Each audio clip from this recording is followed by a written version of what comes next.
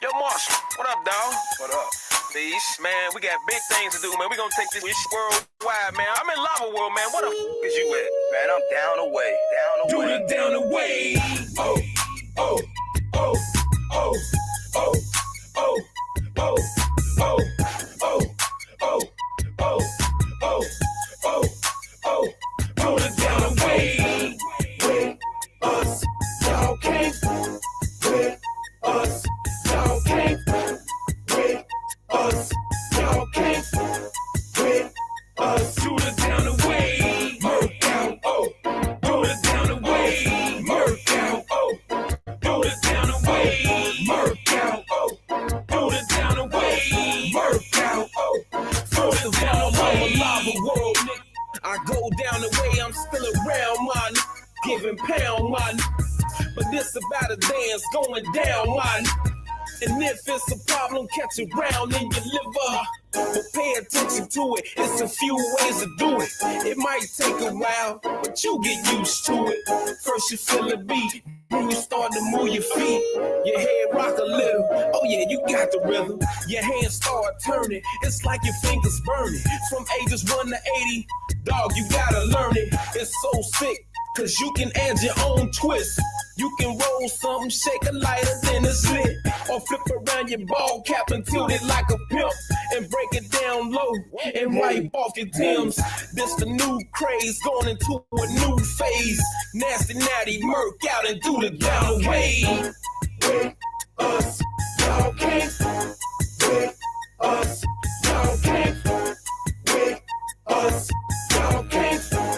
With us, do the down away. Murk out, oh. Do the down away. Murk out, oh. Do the down away. Murk out, oh. Do the down away. Murk out, oh. Do the down away.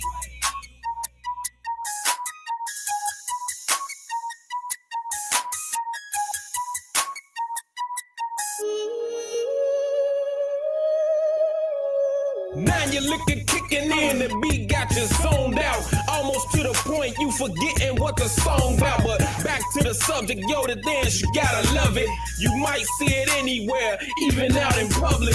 Riding through E-Dub, bouncing past Fairmount, shooting dice in A1, man, all been winning slate. But even in the suburbs, way out in Forest Parkin', back down the way on 15th where the guns barking. Slide out the way in the fade where they don't play. E-Towns on 15, on the hills all day. Moosewood, Cummersville, thugged out, Millville, where we respect the dance, cause it's so ill. Now bounce, bounce.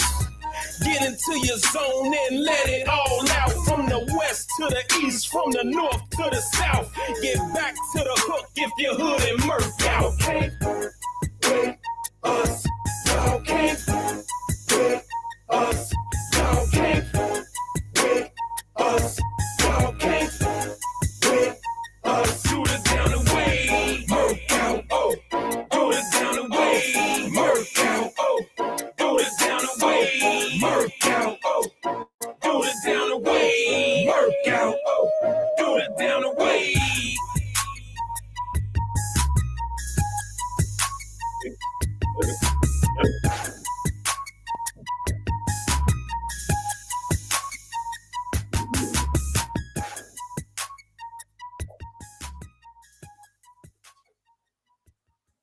Yeah. You already know, man. Oh.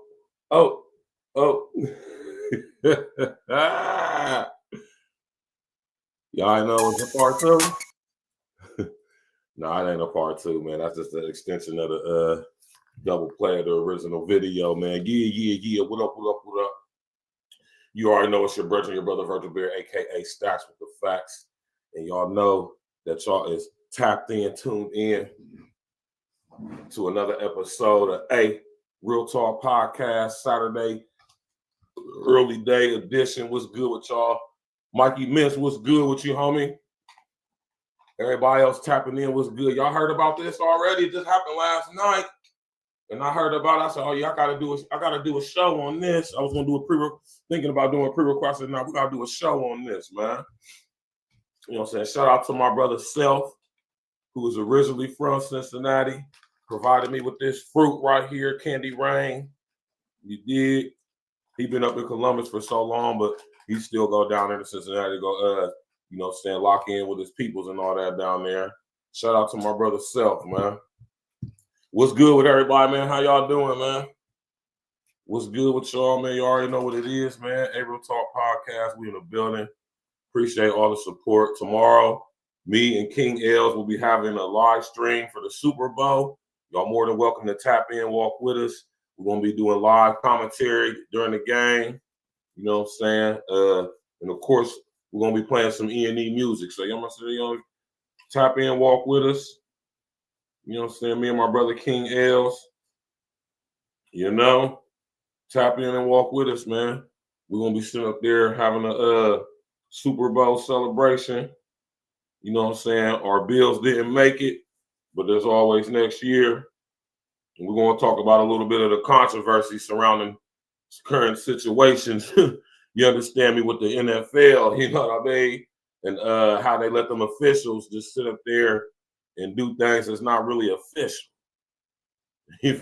We're gonna discuss all that tomorrow, so make sure y'all tap in and walk with us. You did? But yeah, man, this right here is crazy, man. Y'all heard about this? Huh? Y'all heard about the neo-Nazis in Cincinnati? Huh? Allegedly the same group that was in my city. Remember when I did the show a couple months, about a month or so ago? Say about 2 months ago, 3 months ago, about 2, 3 months ago, we had a situation in Columbus, Ohio, where an alleged group of neo-Nazis was marching up High Street in Italian Village, being unruly, saying racial slurs, carrying guns and whatnot. Allegedly, this was the same group of people who went down there to Cincinnati, but they actually went to a part of Cincinnati where we at, FBA all day, every day, no days off. You feel me? Facts. You did? Smash that like button, click on the bell, subscribe to the page, man. You know what I'm talking about? My brethren in Cincinnati, my brethren and sister in Cincinnati stood on straight business. You hear me? Now, we about to get to it, though. Let me pull this up on the screen for y'all real quick. What's good with y'all, man? Y'all already see it. Y'all see what it is, man. It's your brother, Virgil Berry. You see, I had to rock my Cincinnati cap, and I had to rock my Goonies t-shirt because my brethren and sisters stood on straight business, and I just feel good right now. I feel good to see that. You feel me?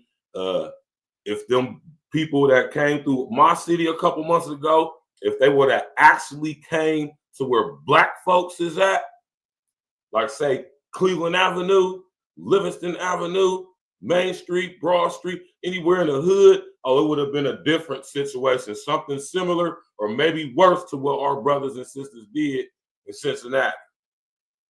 What you know about that? So, you know, man, all this, we don't need no inner city beefing or back and forth with Columbus and Cincinnati, man. You know what I'm saying? I rock with Cincinnati out of all other cities in Ohio. I rock with Cincinnati the most.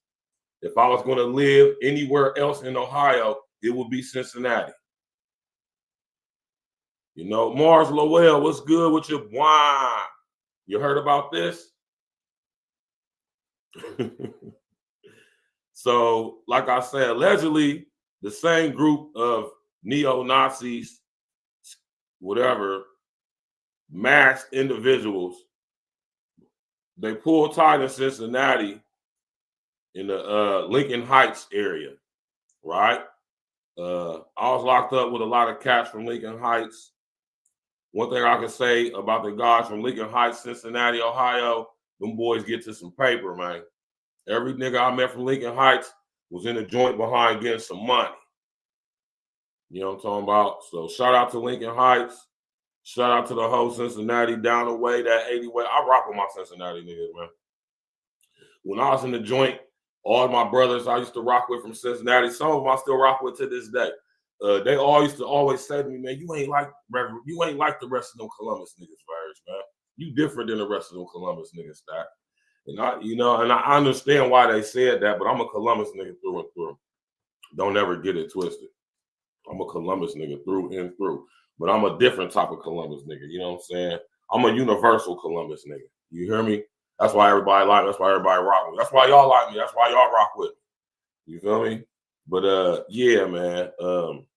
Unfortunately in Cincinnati, these people decided to show up and they thought it was going to be sweet. And no, I'm not ever, and I'm going to get into this, and this is why I talk about this stuff with y'all.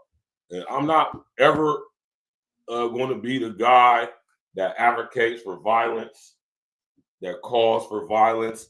Y'all never going to hear me over here talking about some go do this to somebody, go be, I don't do that over here, because that would be violently radicalizing y'all. And I'm already doing enough by saying the stuff I say and talk about the stuff I talk about. And I ain't trying to, that's why I say box cleverly with our language. And that's why I run my operation over here in the way I do, man. Don't get it wrong, man. We ain't soft at all over here, though, but we ain't calling for violence, man. I would never call for y'all, ask y'all, manipulate y'all, coerce y'all into committing acts of violence against people without just cause. It would always be from the aspect or the perspective of self-defense, right? So don't get it twisted, man. That's not what we do over here at April Talk. We don't advocate for violence, man. That's not justifiable with the actions of defending yourself or your family or your loved ones. You feel me? We don't do that over here. But we ain't no chumps either.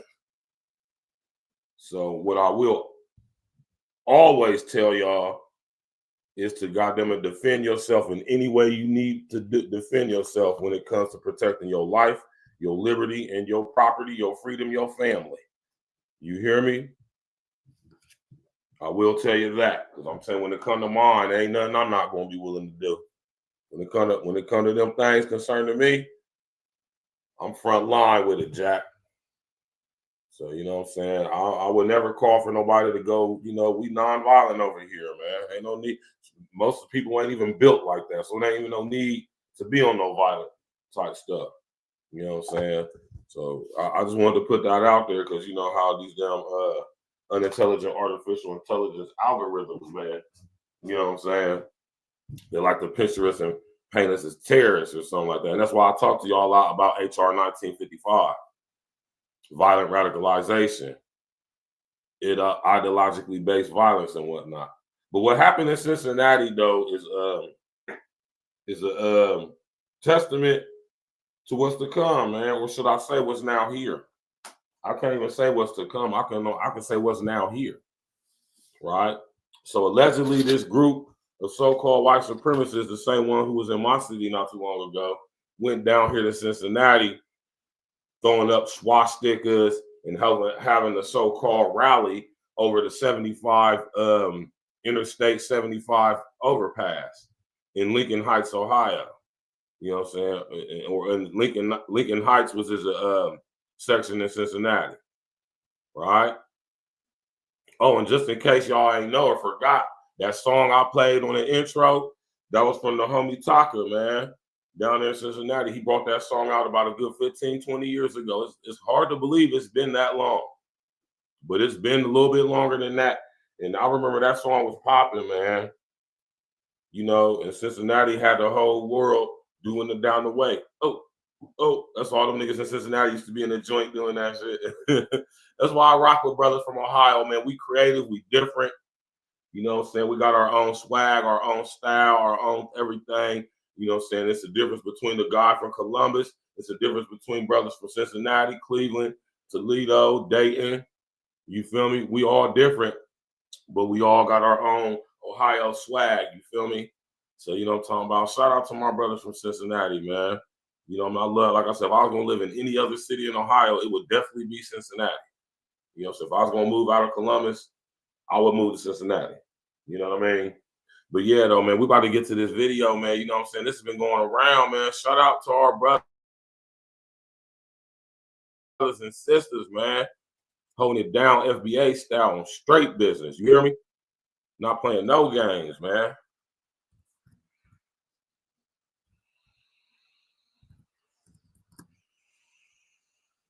They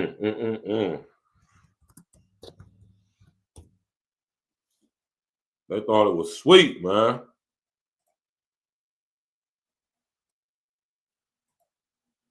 Smash that like button, click on the bell, subscribe to the page.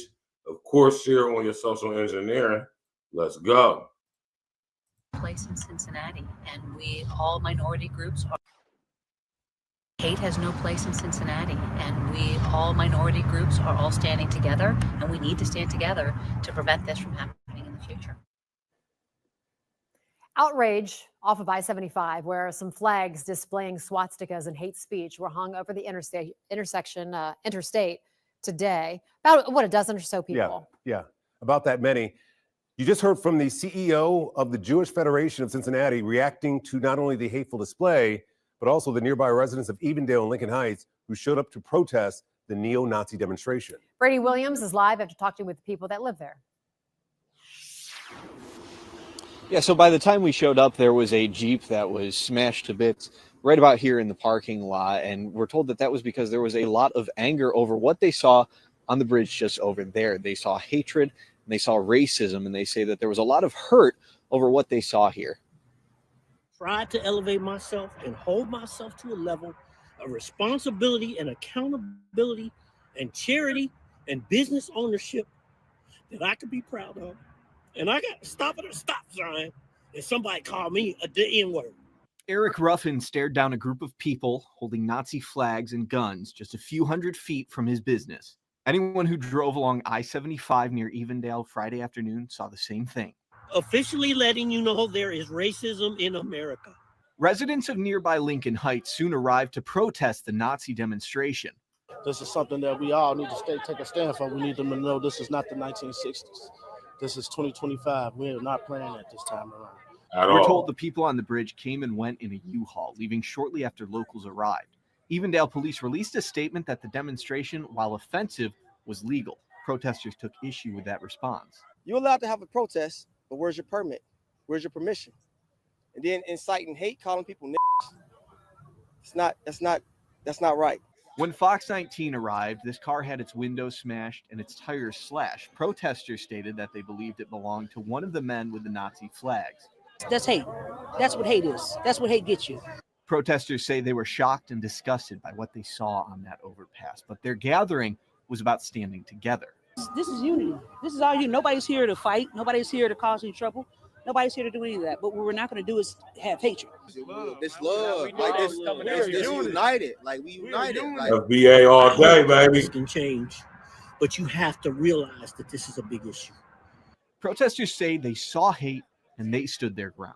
They say they want to know if the masked people on the bridge will simply retreat without repercussions. What's going to happen next? That's the question. What happens next? Hamilton County Sheriff Charmaine McGuffey did put out a statement in the last hour or so, and in that she says that her deputies were on scene. They were here specifically because they wanted to de-escalate the situation. She says that they accomplished that goal. She says also that there is no place for hate in this community. She stated also that they look forward to continuing to collaborate with the people of Lincoln Heights as well as surrounding agencies. Live in Lincoln Heights with photojournalist Phil Crin. Shout out to our FBA, man. Shout out to our FBA brethren and sistren in Cincinnati, Ohio, man. Standing on straight business, non-violent. Outside of what happened to the car, which I don't condone. Right? I don't condone that. Damaging anybody's property or anything like that. I don't think that's cool. But outside of that, wasn't nobody hurt. Was no gunshots, no stabbing, no fighting amongst us. And this is what these people fear, seeing us standing in unity, in solidarity, supporting each other, having each other's back, regardless of what our inner feuds may be. Right? Shout out to my brothers and sisters in Cincinnati, man. Standing on straight business. You hear me? I'm talking, this made me feel good in my spirit when I saw this last night, man. Breaking right now at 5, community members expressing outrage after a group of neo-Nazis were seen demonstrating with flags. You can see them right here. Not a lot, but enough on an overpass this afternoon. Thanks for joining us today. I'm Trisha Mackey. The group waved flags with swastikas. They pinned a banner that read "America for the White Man" on the Vision Way overpass. Brady Williams is live with more on this. Outrage is the exact right word, Trisha, for this. It doesn't matter how many flags people saw out here. What they stand for is what people are upset about. And we'll have them pan over right now and show you where exactly that was. That is the bridge. Things escalated from there, and we'll show you some of that video of what those flags looked like and what the demonstration looked like. But from there, off the exit to where I'm standing right now is where things kind of spilled over. We're told that everyone who was involved in that Nazi protest left the area without any issues. The police department here in Evendale says that what they did was not unlawful, though it was offensive. They say they had no further incident. However, right there was a Jeep. It was a black Jeep with a California license plate. And the folks who were here today say that they believe that belonged to one of these neo-Nazis. They say that they were essentially attacking this. The Jeep had tires slashed and windows smashed out of it because people in the area are angry. The main thing that they said is that they are not happy about that. Again, I'll show you. It's just right there is where it was. When we arrived, there were at least 100 people surrounding it. They did not want to let police get that up onto the tow truck. They eventually did get it up on a tow truck, a flatbed, and they got it out of here. We'll show you what's going on a little bit more over here. There are still folks here. At one point, we did see SWAT personnel here, but they left without actually getting out and doing anything. The protest did start to disperse at some point, but we did speak with a man named John Watkins who kind of talked a little bit about the feeling of seeing something like a Nazi flag in their neighborhood. You know, we read about stuff like this in the books, and when you hear about them coming to your neighborhood and stuff, and you're able to do something about it, I'm glad everybody came out and supported for real. This is something that we all need to take a stand for. We need them to know this is not the 1960s. This is 2025. We're not playing it this time around. At all. Zero tolerance for what was being said on that bridge right now. One of the things that another woman that we spoke to said was that there is free speech in this country, but to use it in that way is not good. I mean, frankly, free speech, it's a beautiful thing that we have in this nation, but to use it in that way disgusts me personally, and certainly disgusted everyone who was here today. There is some concern that the police were defending the Nazis here, though they say that they're just keeping order here. I don't believe anyone's been arrested as a result of all of this. There's obviously going to be some investigation that's needed on the damaged property here, as well as who that actually belonged to, if it is indeed one of the neo-Nazis on the bridge. Everyone who was here today. Right. Right. Our FBA brothers and sisters in Cincinnati standing on straight business, man. Today's FBAs ain't yesterday's FBAs. We ain't going for none of that shit. No lynchings, no burning people's property, water hoses, protest, none of that shit. See, and now we're getting into this arena of what I'll be talking to y'all about of freedom of speech. Right? And with your freedom of speech comes a lot of responsibility, man. You have the freedom to say what you want. What you don't have the freedom of is to decide how that outcome is going to be after you express your freedom of speech. You don't have the freedom, the liberty, of how people are going to react or respond to you using your freedom of speech. If your freedom of speech is offensive, which can be subjective, disrespectful, discriminatory, disparaging, right? Detestable. I can keep going. Not saying that you don't have the right to be that way, but you have no right on the consequences of expressing your freedom in that way. And this is why they got HR 1955. I told y'all that this legislation is designed for everybody, but it's specifically, strategically designed for us. Because they know when we get on one accord, FBA, when we get on one accord with each other, things start happening. Things start changing. We aren't easy to be manipulated. We start to have a code amongst ourselves, ethics that we adhere to. We're not so easy to be penetrated, pause, ideologically. We set up structure and order and discipline that will trickle down to all the other FBAs across America, and we'll hold fast to that code, just like we did during the Civil Rights Movement, all across America. Selma, Alabama, Selma, Mobile, New Orleans, Georgia, Savannah, Florida, all over, Kentucky, wherever, up this way. We was all on code with each other. Another black man go on that freeway, you go to a town where it's black folks, ain't nobody, oh, you from New York City. We embraced our brothers no matter from where they was from, man. Right? It's only an issue when the ops trying to get involved. And the ops ain't white people. Did you hear what I said? I said the ops ain't white people. Another topic for another day, right? Let's go, man. Stop, man. Listen here, man. I couldn't be more proud to be from Ohio, man. You hear me? Couldn't be more proud to be from Ohio, man. You know?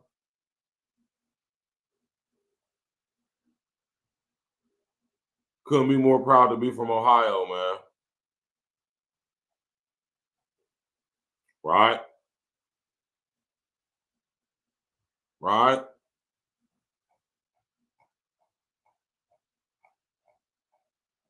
Hold on, let me see if I can find something for y'all real quick. Good evening, everyone. I'm Kyle Linsky. And I'm Paula Todi. We are following breaking news. Neo-Nazis bring their message to a busy spot along I-75. Yeah, demonstrators and a banner were both spotted on an overpass between Evendale and the historically black village of Lincoln Heights. There was a swift response there. Local 12's Paige Barn has been in that area this afternoon and joins us now live with the latest. Paige. Yeah, hey guys, the protesters have since cleared out, as well as the counter protests.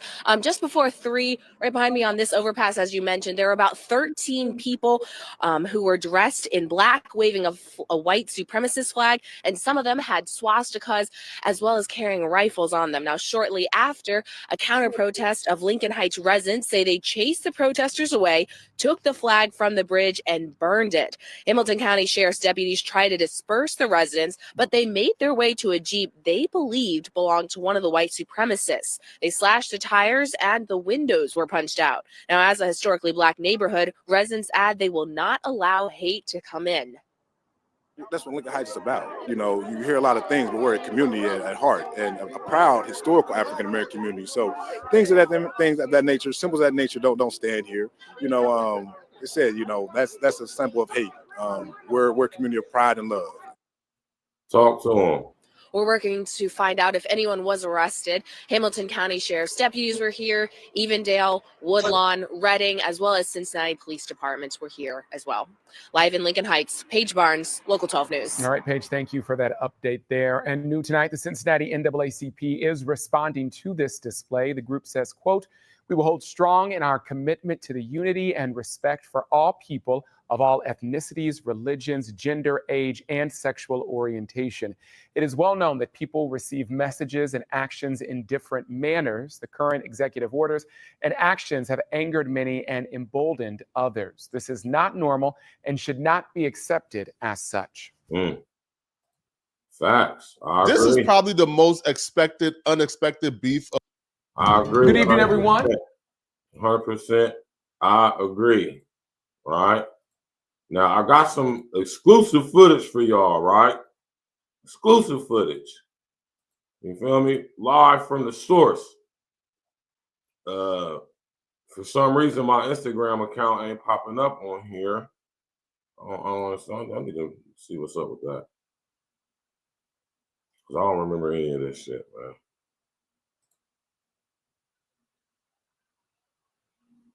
Yeah, man, we're going to have to figure it out some other way. All right. Let me try this real quick. Yeah, but you know what I'm saying? Shout out to our brothers and sisters in Cincinnati, man.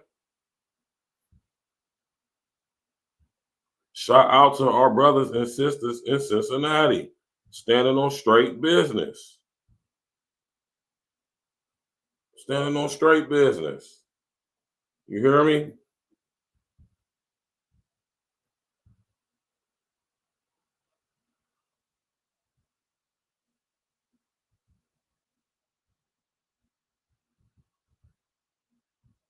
You feel me?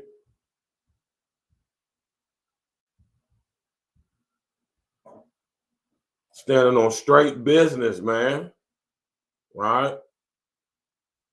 And I'm about to show y'all some exclusive footage, man, live from the scene, man.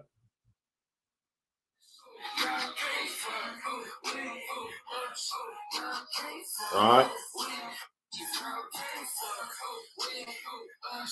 Hold on, man. I'm about to show y'all this exclusive footage. Shout out to my man Easy Lantana. Easy Lantana from Cincinnati. He had a real popular song out back in the day. You know what I'm saying? And he from Cincinnati. I believe he's from Lincoln Heights. And this is exclusive footage.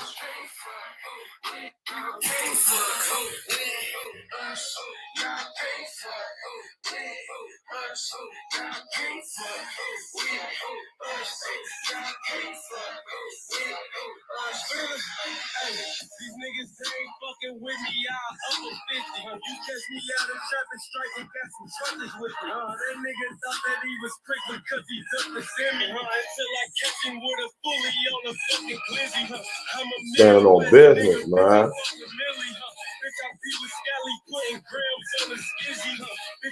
Birthday shit. Birthday shit.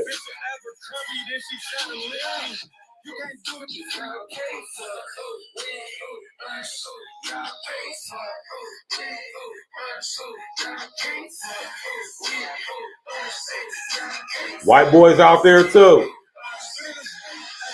These niggas ain't fucking with me, y'all up a 50. You catch me out of traffic strike and got some truckers with me. That nigga thought that he was quick because he ducked the semi, until I catch him with a fully on the fucking. All my black, look at my black brethren, man. Look at our FBA brethren in Cincinnati. Standing on business. No fighting, no shooting, no killing of each other. Solidarity.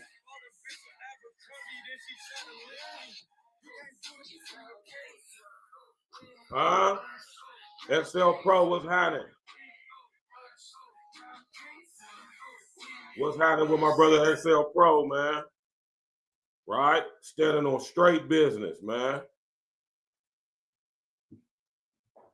Right? What y'all thought was going on, man? Right? And just in case y'all forgot, right? Just in case y'all forgot, right? Let me remind y'all, we got to put things in perspective, man.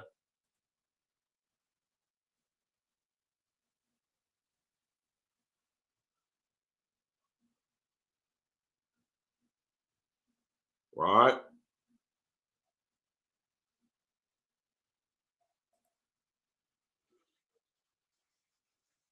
We got to keep things in perspective, y'all.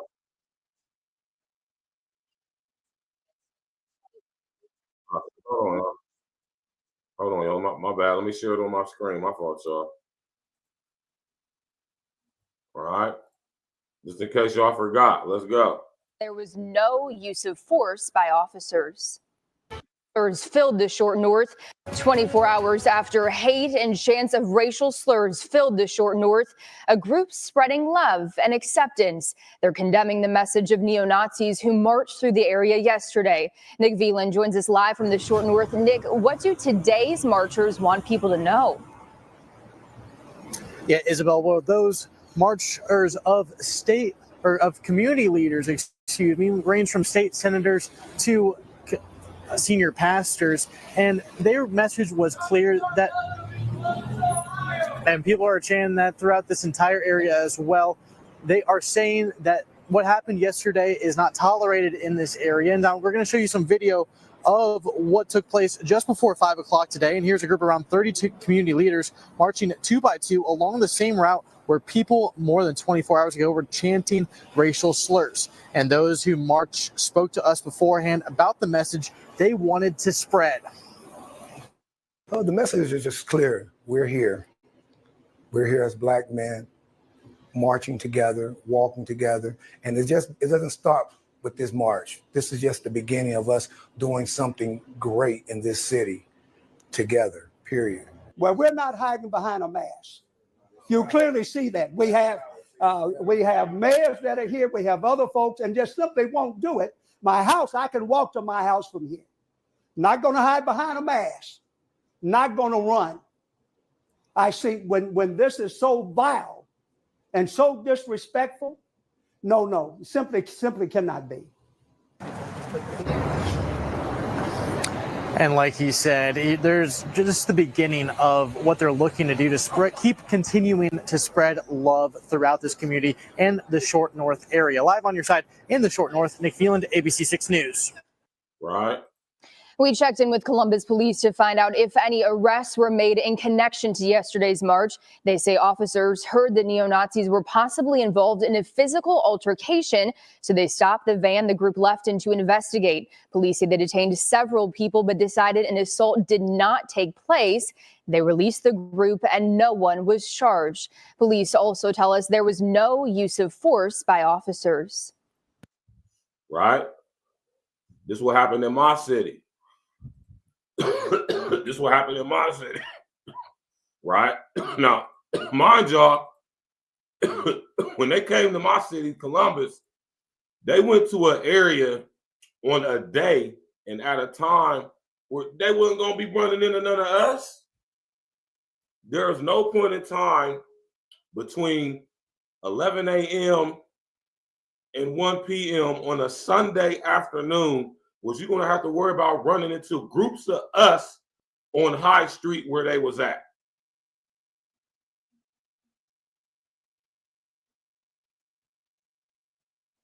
Flat out.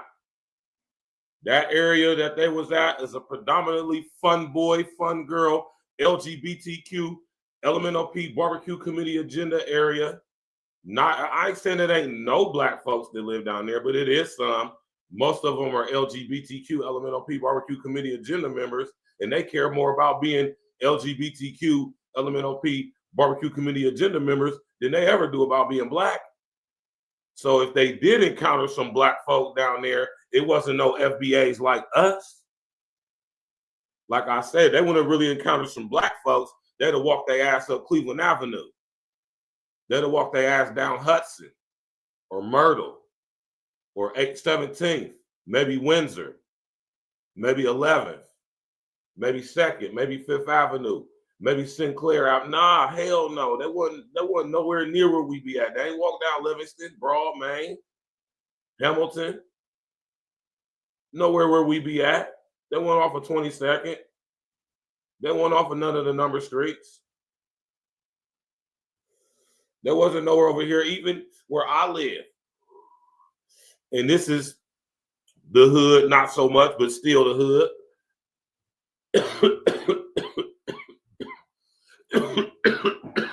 So when I seen people from Columbus posting about this today, talking about when they come to Columbus, and nobody did this, they ain't come nowhere where we was at. Nobody even knew they was down there until we seen it and heard about it on the news. Maybe one person happened to be down that way. I don't know, Ubering. I don't know, door dashing. I don't know, working. I don't know, maybe one of them fun boys or fun girls that's black lived down there, seen it. Maybe they the one that posted on social media. But like I say, if that man, listen, the situation, and I'm not saying like I'm proud of being violent, or I'm not saying none of that. I'm just saying what I know. Ain't no way in hell I'm gonna tell you where they didn't go when they came to Columbus. They didn't go to the goddamn grocery store and the little hood store and the little where daycare's at on Cleveland Avenue between 24th and 25th. They didn't go there. They didn't go to any other strip malls that's on Livingston, Main. They didn't go to none of them. They didn't go nowhere on Cleveland Avenue. Because they would have definitely came across some real live niggas that would have definitely had something to say about that. And it definitely probably something would have happened. So I'm not saying like I'm, advocating violence, or I'm just telling you what I know. I'm gonna also tell you where I know they did not go. So everybody from Columbus talking about some Columbus niggas are soft or they stand on business like Cincinnati did. Nah, it's because they didn't come.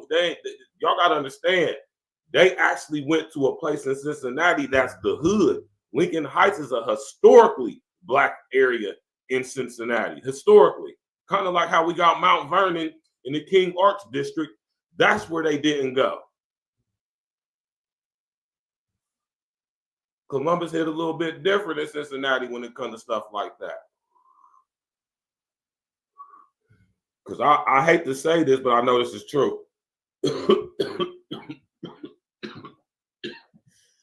If them neo-Nazi dudes, when they came to Columbus, if they would have went to the King Arts Complex, if they would have went to where we be having Jazz in the Park at over there at the King's Arts Complex in the park over there, oh, it would have been a situation. I'm telling you that now. If they would have tried to go to Franklin Park,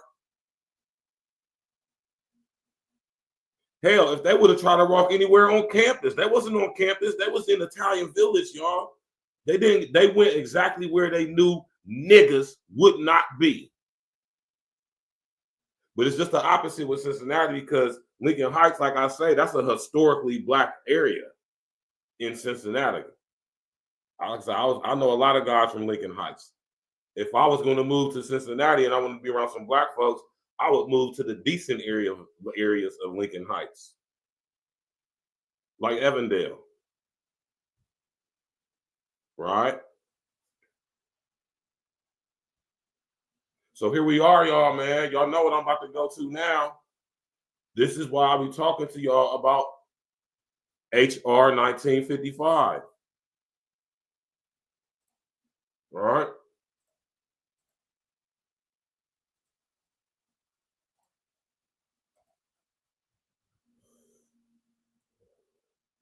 When I talk to y'all about House Resolution 1955, the Violent Radicalization and Homegrown Terrorist Prevention Act, this is the reason why I talk about it, y'all.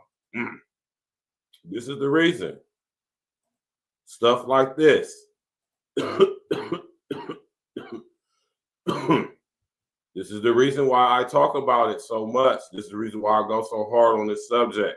This is the reason why I'm not going to let up. It's the reason why it has literally everything to do with everything that's going on in specifically America right now is all tied to the HR 1955, Violent Radicalization and Homegrown Terrorism Prevention Act. This thing is 18 years old. This legislation has been in place for quite some time now, y'all.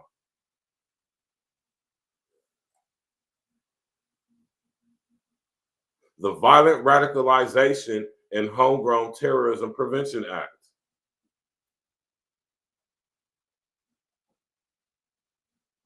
How long I've been telling y'all about this stuff? I'm probably like the only person on YouTube talking about this. I'm not saying that to brag, y'all. Don't get it twisted, man. I'm the clout. I don't need to do things for clout. I'm the clout, right? But I say that to say because I don't watch regular TV at all. I don't watch network television at all, right? I watch mostly YouTube, to be honest with y'all, and other streaming services. I don't watch network TV, though. There's a lot of reasons why I'm not going to get into that right now. That's not important. That's not the topic of the show. I say that to say that I watch a lot of YouTube. And I watch a lot of different so-called content creators, which made me come up with the term, or should I say, which contributed to me coming up with the term non-content creators, or should I say it, non-content imitators. Right? So if y'all hear anybody using that word, y'all know where they got it from. Non-content. Now, that's an Orwellian term for your ass. Non-content is Orwellian newspeak, right? For fake news. Right? Non-content is really a new speak of no substance, having no substance. Journalism with no substance. That's what non-content is. But I am literally, to my knowledge, to the point where I will almost be willing to put money on this. I'm the only content creator, specifically amongst us FBAs, talking about HR 1955 from an aspect of what it actually means and the intricacies of the actual legislations as far as breaking down what it means and what it stands for and what it represents, specifically with us FBAs. Now, HR 1955 is targeted, aimed at everybody in America and the world moreover. And I say the world moreover because every large nation on earth has very similar legislation, if not the exact same name, just in their country. Right? Every country on earth, especially the big ones, Russia, China, Japan, United Kingdom, so forth and so on. Oh, Mexico. Oh, you can best believe they have very similar legislation. House Resolution 1955, the Violent Radicalization and Homegrown Terrorist Prevention Act. Terrorism Prevention Act. And every chance I get an opportunity to talk about this, I'm going to. And every time something like this happens, that's going to be the exact opportunity to discuss it, because I want y'all to understand how the societal atmospheres are being created, manipulated to bring forth this type of a result in order to give the leeway, if you would, the permission, if you would, the excuse or the reason why they can start implementing into all outlaw federally HR 1955 protocols. And I want y'all to understand that HR 1955, while certain parts of it specifically targeting certain groups of people, it is targeting all groups of people. It's not leaving any groups of people out. Everybody's in the crosshairs of HR 1955. That's why what's going on with the border situation is allowed to go on to the extent it has. Which is why Trump is saying, get them out of here.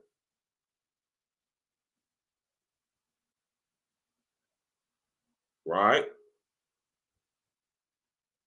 We got all these new people coming in from Mexico, Central America, South America, all over the Caribbean, all over Africa, all over the world. People are getting to America via South America, Central America, Mexico, because they know as long as they get over here through Mexico, they can go over the border. They're going to get aid. They're going to get food, food stamps, medical places to stay, cards.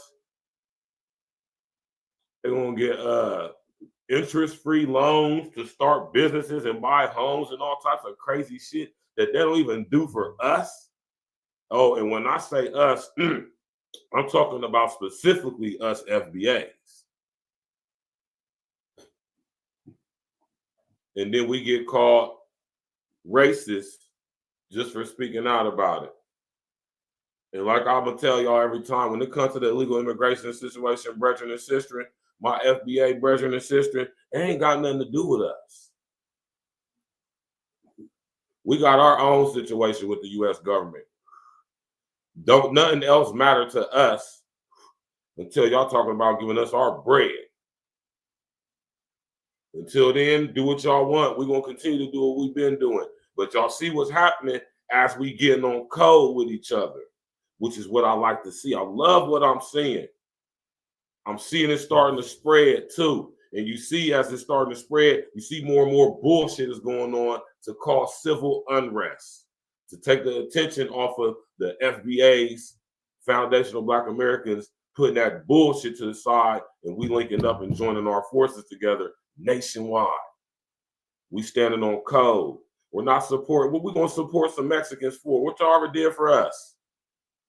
We done helped y'all to the extent we could. Y'all got civil rights from us. What more y'all want us to do? Fight your own fight now. Hold your own balls, man. Your own, man. How you show some testicular fortitude and some ovarian fortitude. Mexican brethren and sisters. You know, we gotta learn how to be separate but equal. You know, we're gonna focus on what we gotta do as FBAs, and y'all can focus on what y'all gotta do as Mexicans or whoever else.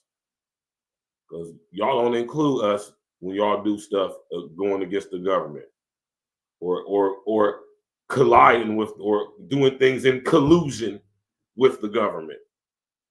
What them all y'all Asian people ain't said nothing about us FBAs when y'all came up with y'all's Asian crime bill. Y'all didn't say nothing about an Asian and black or Asian and FBA, Asian and Black American crime bill. Y'all wasn't trying to join forces with us and have us under the same situation. No, not at all. So it ain't even nothing like that. We just sticking up for our own now. We only worry about our own. Violent radicalization, y'all. That's why I'm so glad, you know, minus them vandalizing the vehicle and burn. I want y'all to understand that burning a flag is an act of war. I want y'all to understand that. That's why, you know, I understand the sentiment and the motivation behind setting the Nazi so-called whatever neo-Nazi flag on fire. But I also want y'all to understand that the imagery of that, along with the energy of what's connected with that act in real time as far as war goes, burning a flag is an act of war. I want y'all to understand that. So long as we got that understood, try to look at things from many different perspectives and understand why our brethren and sisters in Cincinnati stood on straight business. Understand that although it's not something major that we need to focus on with this situation, but understand that it's a part of this situation that could be used to blow it out of proportion and as a focus from the mainstream media, because it's an act of war now, mind you. We just got to be mindful, y'all. That's why I'm saying we got to be mindful. That's why we need to be linking up across the country, like-minded. Some of us, you know, we have a better understanding of certain things, and we need to be linking up. We need to be coming up with a code of conduct. We need to listen, man. We can do it, man. I have faith in us because I know I've been around powerful black men. I know powerful black men doing things together, making things happen just in my city alone in Columbus. So if some of the brothers I mess with in Columbus, do business with and engage in, you know what I'm saying, communal things with, link up with somebody just on the other side of town who doing the same, man. And then we link up with niggas in Cincinnati.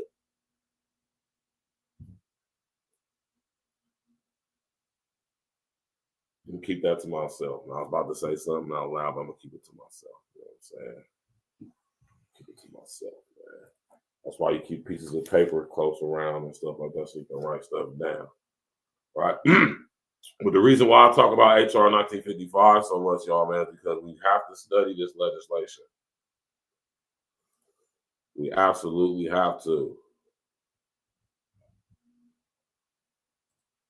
And I want to continue to go over and over this with y'all until y'all understand how serious this legislation is and why I keep telling y'all, y'all need to read it.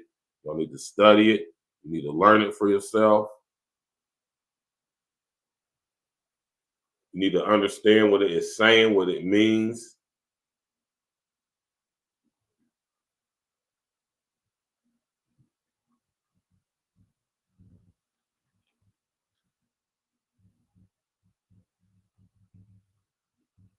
You know?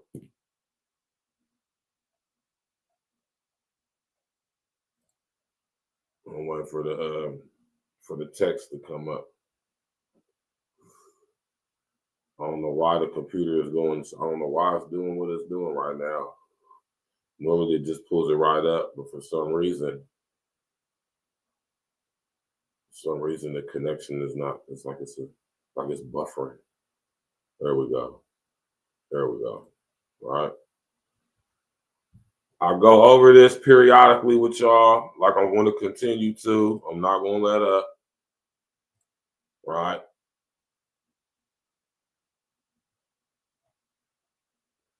This is the text of HR 1955. It is key when you read this legislation to have a dictionary, right? If you're online doing this, which most of us probably will be nowadays, just pull up a page in a separate page window. Just pull up an online dictionary, right? And understand that when it comes to the HR 1955 legislation, they have what they call a commission. They have a commission, which they're calling the National Commission on the Prevention of Violent Radicalization and Homegrown Terrorism. We'll repeat that. The National Commission on the Prevention of Violent Radicalization and Homegrown Terrorism. Have any of y'all heard of such an organization in our country? Have y'all heard of such a commission?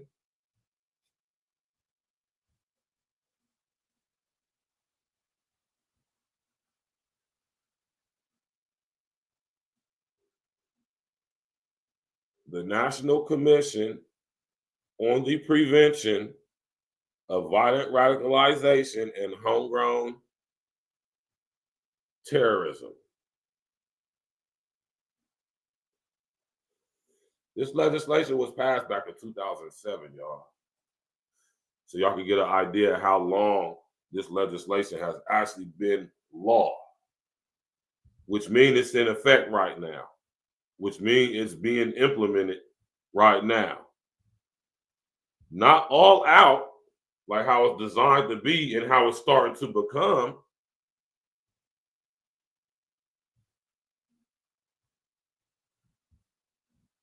Right.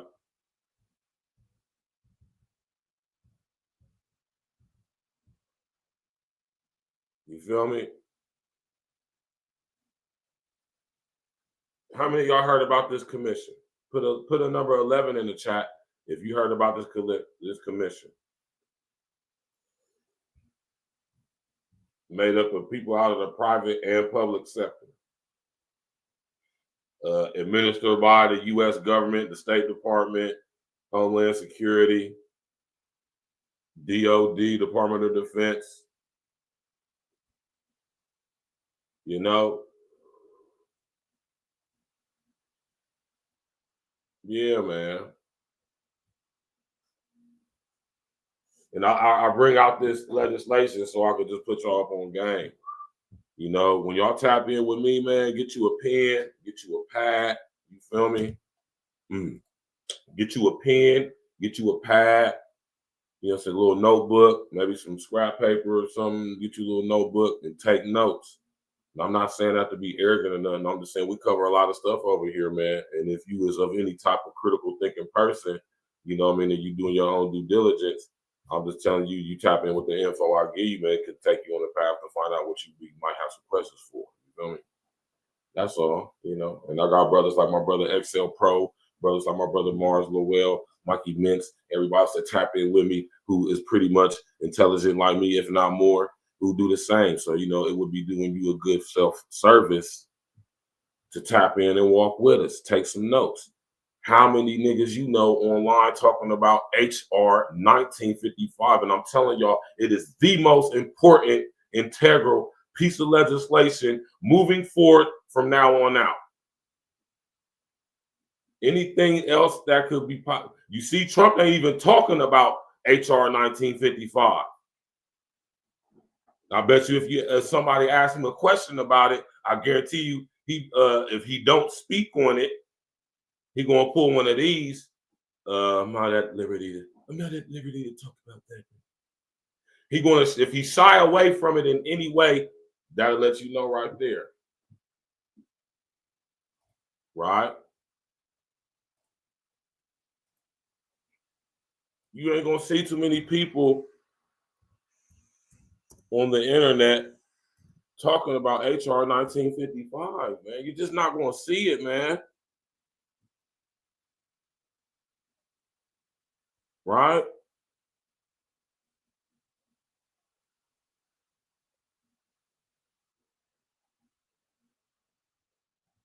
Like, you just ain't gonna see too much people making too much content discussing HR 1955, man.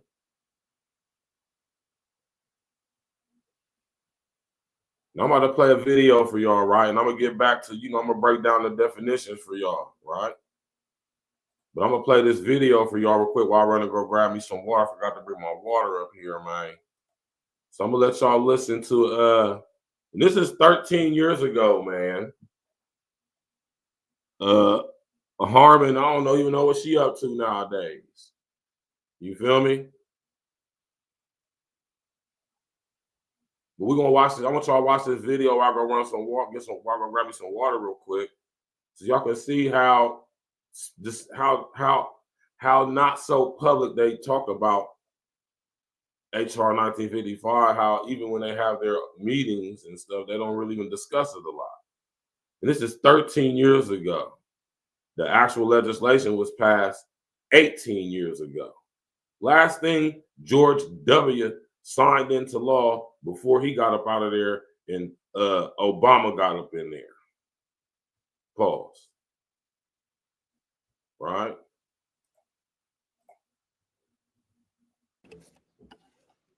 I'll be right back. I'm about to go grab some water. Smash that like button, click the bell, subscribe to the page, share, and social engineering. Today we are meeting in order to consider H.R. 1955, a bill to prevent homegrown terrorism in the United States. And I would just add that our bill is very timely. I think no one has missed the fact that there is a new national intelligence estimate on the terrorist threat to the U.S. homeland released today. The key findings are declassified, and I'm sure that members have seen this, and I've actually brought over some copies for anyone who has not seen it. Those copies are going to be distributed as soon as I identify the person who has them. I now recognize myself for 5 minutes to make an opening statement. Since the 9/11 attacks almost 6 years ago, many of our allies have also experienced terror attacks. Madrid, London, Istanbul, Mumbai, Bali, Casablanca, and the list goes on. In many of these attacks, legal residents and even citizens of the respective countries were involved. Homegrown terrorism is a worldwide threat. As the most recent effort, the failed attempt by a group of medical doctors who were legally in Britain to detonate vehicle bombs and destroyed Glasgow airport so clearly demonstrates.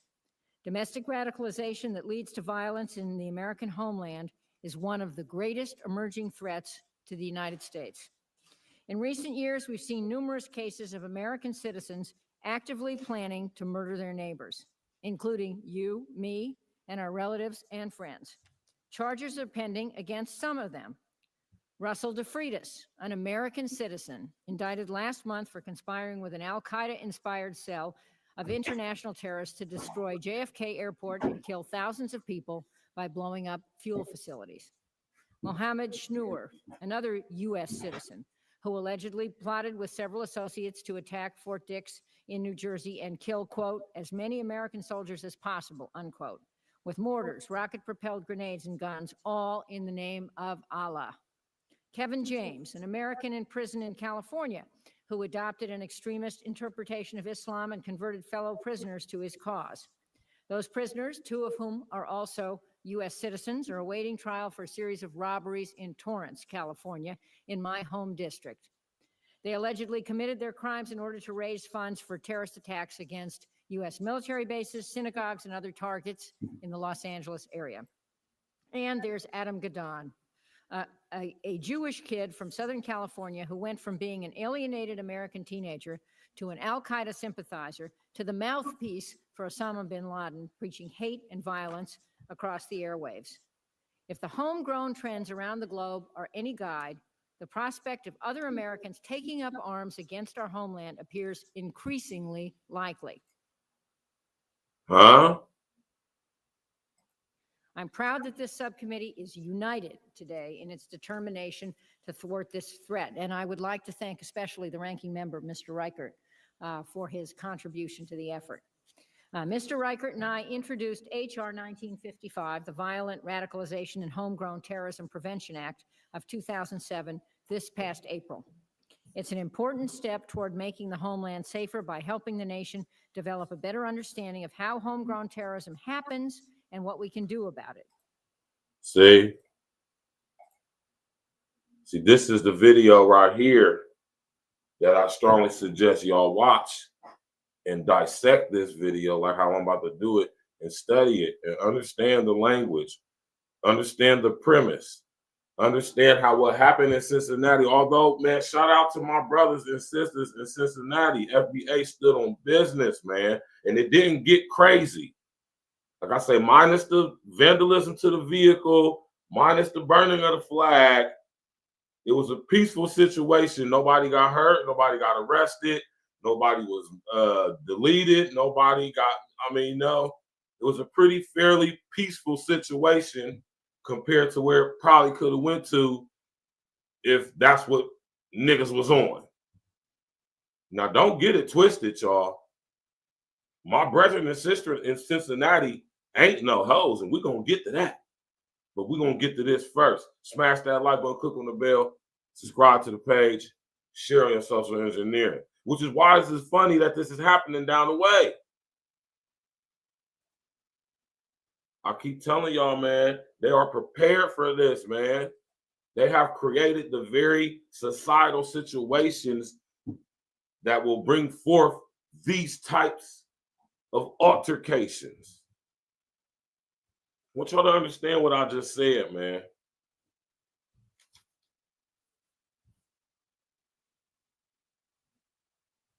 They prepared for this, man, on all levels. They knew that it was only going to be a matter of time before all of this fuckery was going to hit the fan. Right? So they set it up legislatively to where they would protect themselves from us by tricking us into turning ourselves into criminals. All because we want to be protected and have a sense of security that we was willing to exchange our freedoms for. A false sense of protection and security at that, from threats that ain't got nothing to do with us and ain't happening unless they made that happen. Case in point, what happened in Cincinnati yesterday. Who is these neo-Nazi people with their freedom of speech to spew their hatred in random cities trying to cause civil unrest?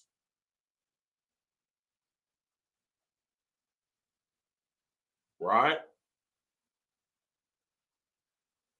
How are they able to move and maneuver like this and they don't get nothing happen to us? Is it because they white? No.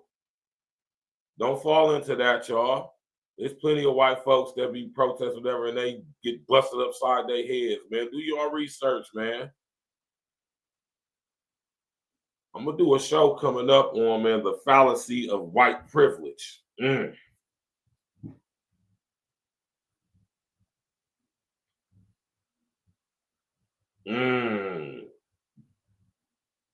Y'all ain't ready for that.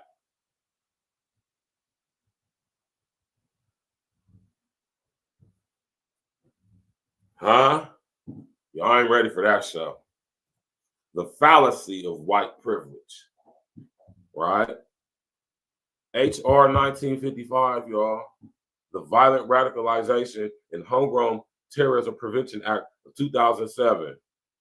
What happened in Cincinnati yesterday falls under H.R. 1955 protocols. And I'm going to get to that, but I want y'all to continue to listen to this video a little bit because this lady, man, they prepared for this, man. They knew that, specifically us, when all this stuff would start hitting the fan, they knew that we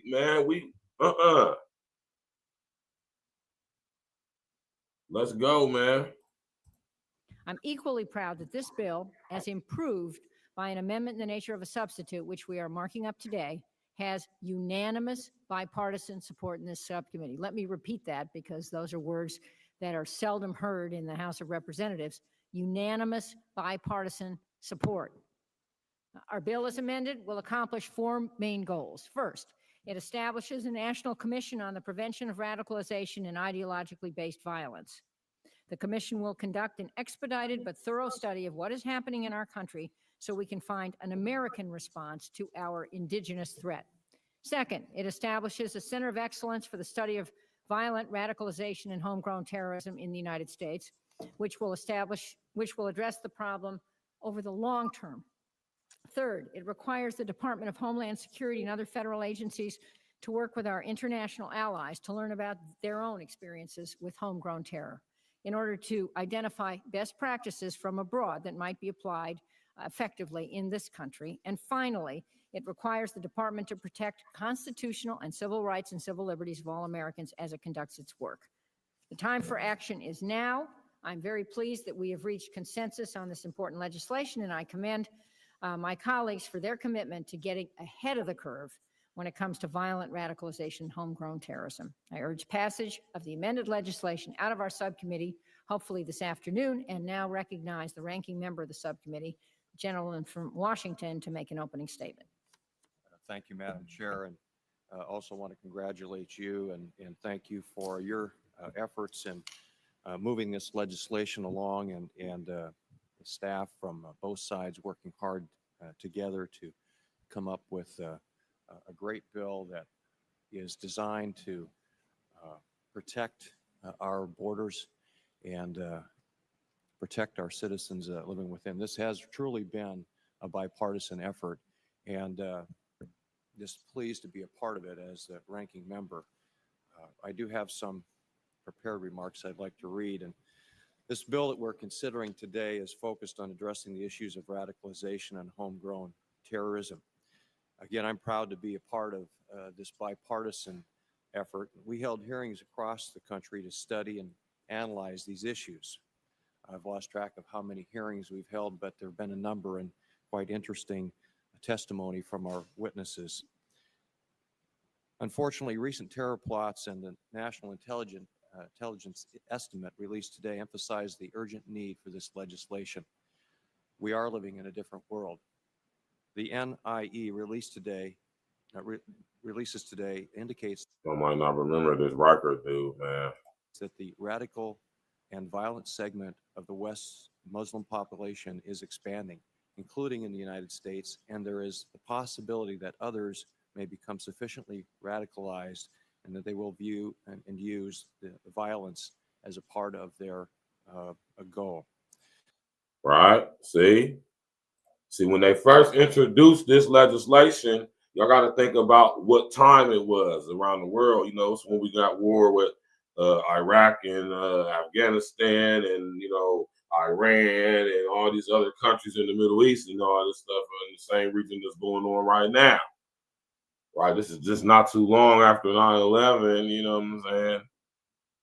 Not too long after Katrina, you understand what I'm saying? All type of crazy stuff going on at the time. This is 2007, man. This is the end of the Bush regime going into the year of the era of Obama. Right? Y'all got to understand what was going on in our country at this time, politically, socially, which is why they came up with all this anti-terrorist, which slowly got morphed into homegrown terrorist legislation. I told y'all the U.S. Patriot Act is the legislation passed after 9/11 that basically turned us into enemy combatants. And now we got HR 1955 that has made us homegrown terrorists. And they try to use the situation with the whole Middle East as far as targeting Muslims, people of the Islamic faith connected to terrorism, because we all know for sure that all Arabs don't want nothing to do with terrorism, nothing to do with the governments of the countries that they come from, are doing politically. And they try to map us in with them by saying that people become what they call violently radicalized by the ideologically based violence through the faith being, or through the, how could I say it, the tenets of Islamic faith.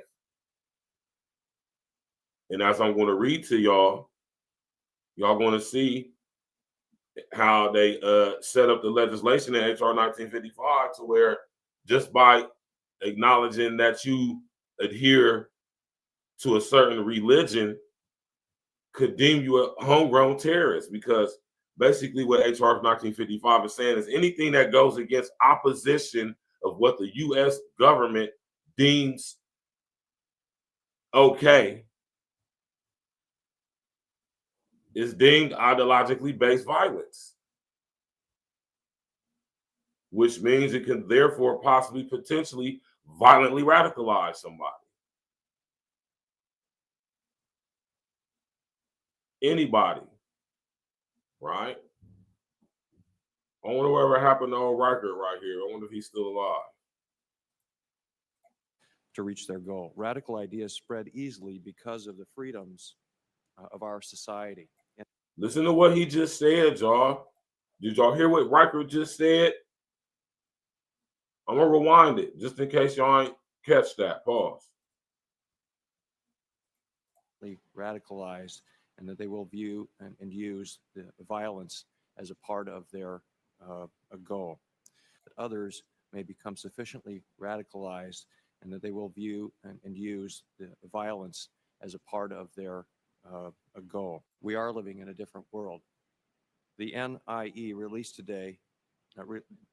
today indicates that the radical and violent segment of the West's Muslim population is expanding, including in the United States, and there is the possibility that others may become sufficiently radicalized and that they will view and use the violence as a part of their goal. Right?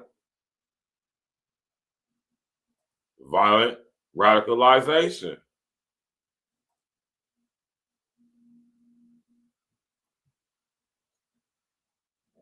Violent radicalization. And I'm saying this in reference to what happened in Cincinnati, is that even though nobody really got hurt, no physical altercations occurred between anybody, nobody was shot, stabbed, beat up, punched out, none of that, blood, nothing, no ambulances, nobody even got arrested.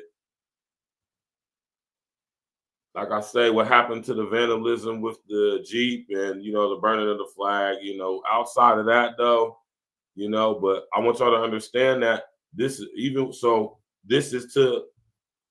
what they came up with to even get rid of so-called peaceful protest. They came up with something that they're calling ideologically based violence. Not just regular violence, but ideologically based violence, which could therefore possibly potentially violently radicalize somebody.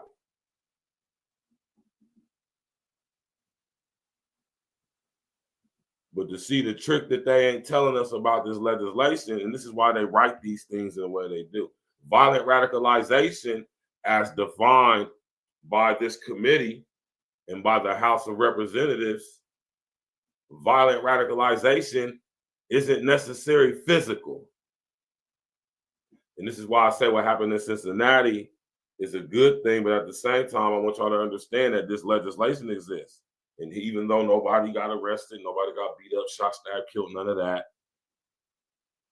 I want y'all to understand how that could still be considered a violent radicalization fueled by ideologically based violence, and therefore putting it in the parameters of coming under the scrutiny of these tribunals that they're setting up right now for to start charging people accordingly. And how would they be able to do such a thing? In the social credit system. Y'all got to see how all this stuff ties together, man. Right? Let's finish listening to old Riker, man. To reach their goal. Radical ideas spread easily because of the freedoms of our society and the interconnected world in which we live. These ideas can come from overseas or from within the United States. They can come from within prisons, isolated regions, or ethnic groups. All right, now think about what he said with it coming from prisons. All the dudes in the joint got the cell phones now. They got the smartphones. They dancing and stuff. They showing us how their life is in prison. As if it's fun, cool. It's not. I'm telling you. Listen here, y'all. I don't give a damn how cool they make it look. There's, man, listen. Nothing cool, fun about being in prison. As a person who's been in prison, I'm telling y'all, nothing. And the fact that it is being allowed to happen is allowed and being promoted as if it's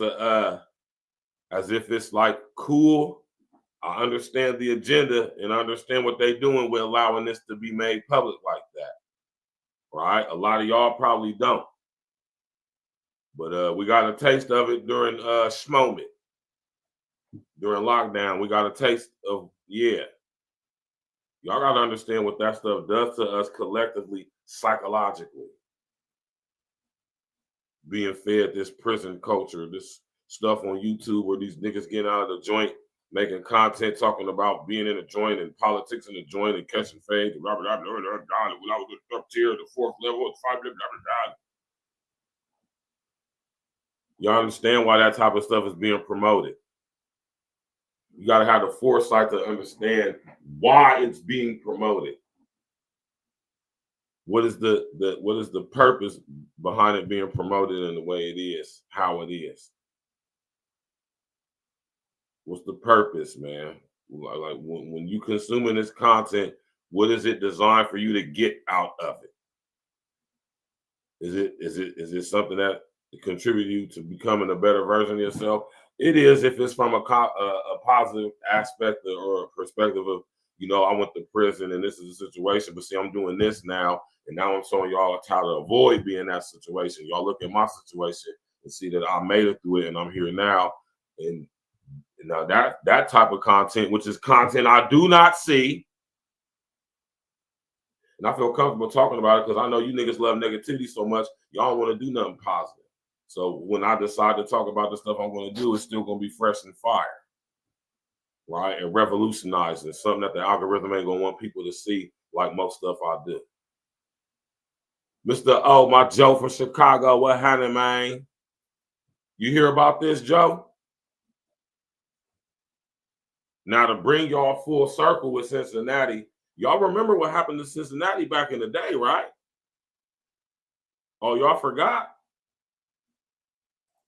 Don't get Cincinnati twisted, man.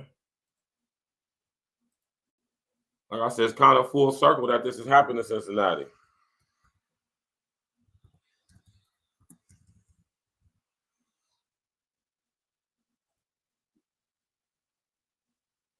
Did y'all forget about the riots in Cincinnati in 2001?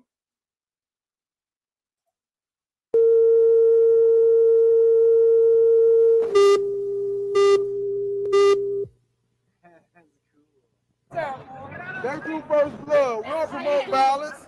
A promise of peace shattered Wednesday night. An unruly crowd fueled by hours of protesting took over businesses along McMillan. Talk for life! Quite a different scene just hours earlier. We don't want no violence. We're not doing violence. Andre Woods organized what he hoped would be a peaceful protest. We just want them to blow the horn to let us know that they feel our pain. People responded to the Walnut Hills man, surrounding entire intersections, even going after police with video cameras in hand, but all without any problems. But it ain't about hating somebody. It's about doing what's right. City officials are watching. The citizens of this community are entitled to express their anger, but not through violence and destruction. Those who commit crimes in the course of protest will be prosecuted. And so too are more demonstrations, despite Wood's hope of getting a message across. We get along with everyone. We show everybody love. We don't got no hate against nobody.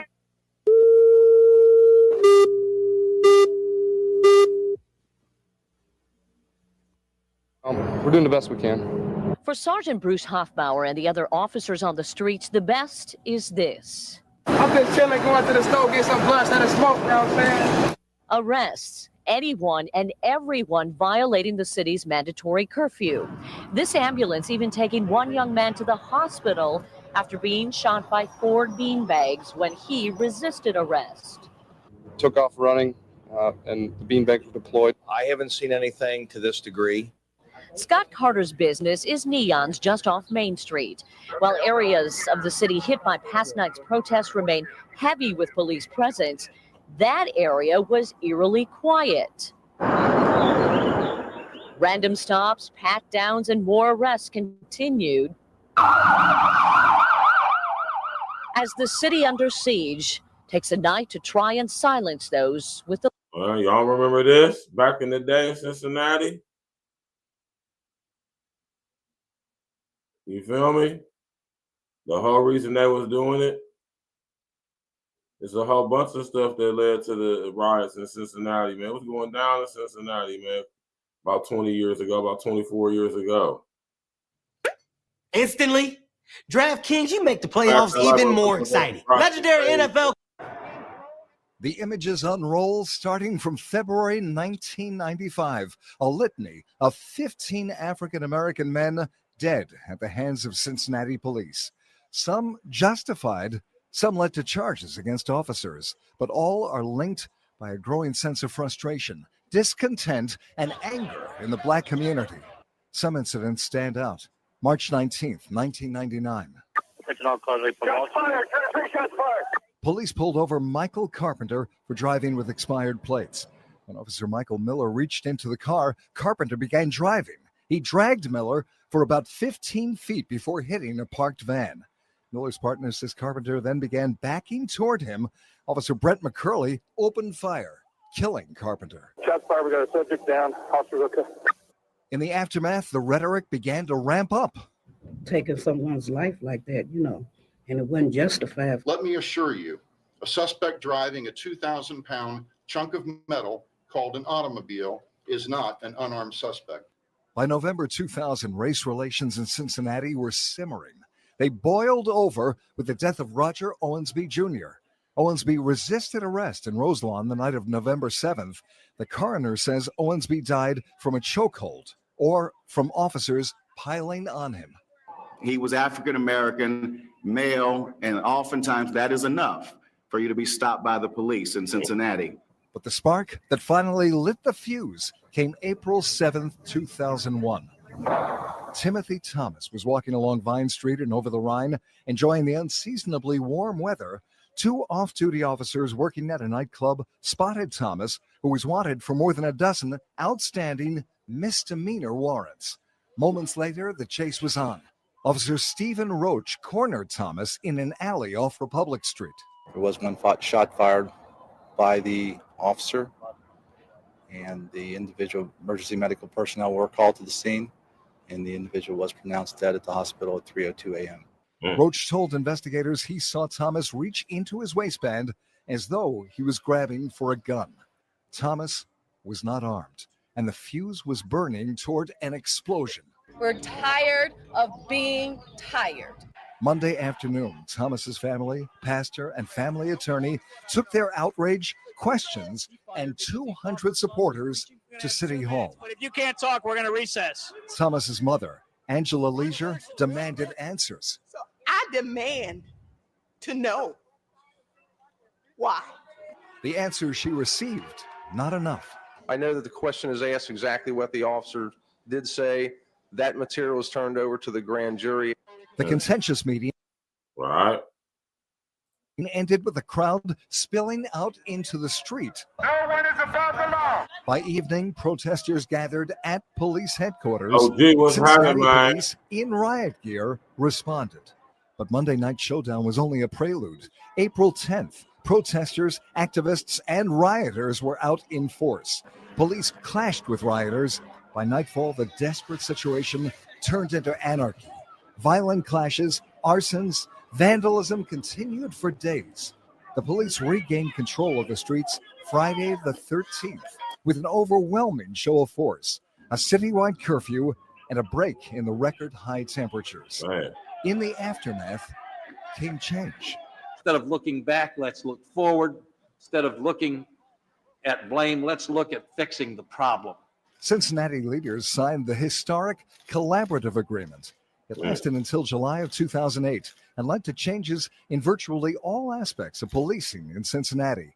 The collaborative led to revolutionary programs such as the Cincinnati Initiative to Reduce Violence, so successful it's been held up as a model for other cities. And I think people's skepticism will lessen as they see the agreement come to life. April 2001 remains a watershed moment for Cincinnati. While scars remain, hope emerges. But we're left to ask, what progress have we made? And what? Yeah, just in case y'all forgot, and sleeping on Cincinnati, they will turn up on the police too, man. And I remember that time in Cincinnati, man. It was crazy, man. I was a couple of my homies from down there used to, we was in the time when brother was in the streets and stuff, a couple of my cats from Cincinnati come over here and do business with me. I had a couple of chicks from down there, go down there, kick it, hang out. Beautiful city to go have fun in, if you ask me. I would love to live in Cincinnati. Like when I get my money all the way right and I just have me a property in another city, I go give me a little house or a little something in Cincinnati. I wouldn't even get nothing down. I want a crib. I go give me a little house somewhere, man.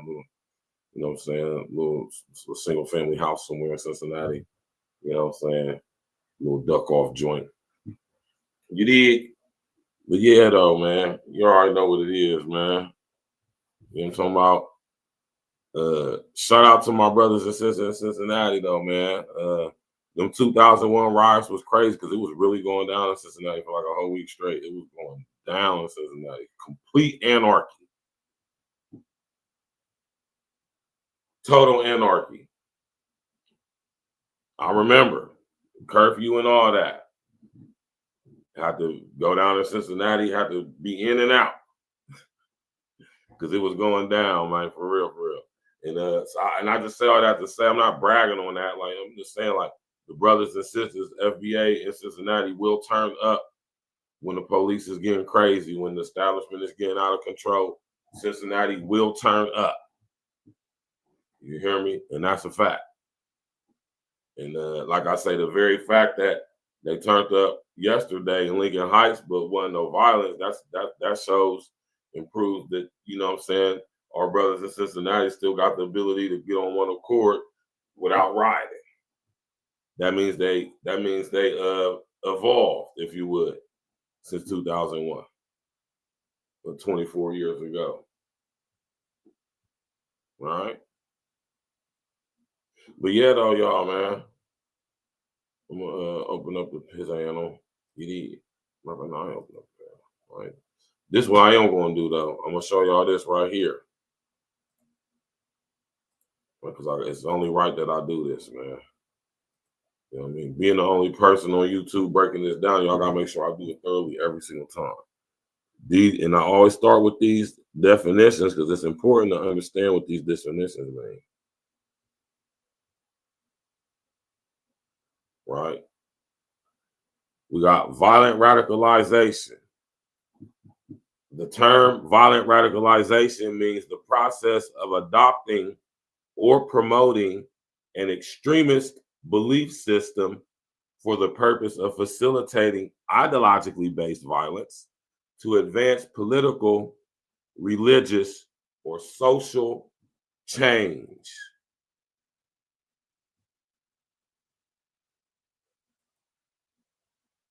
Right? We'll read it again. Violent radicalization, the term violent radicalization means the process of adopting or promoting an extremist belief system for the purpose of facilitating ideologically based violence to advance political, religious, or social change.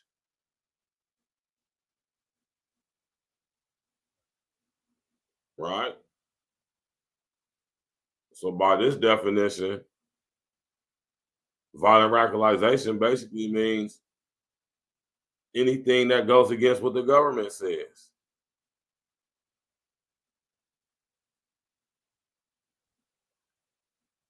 Right? Now I say that because now I have to break down to y'all what ideologically based violence means.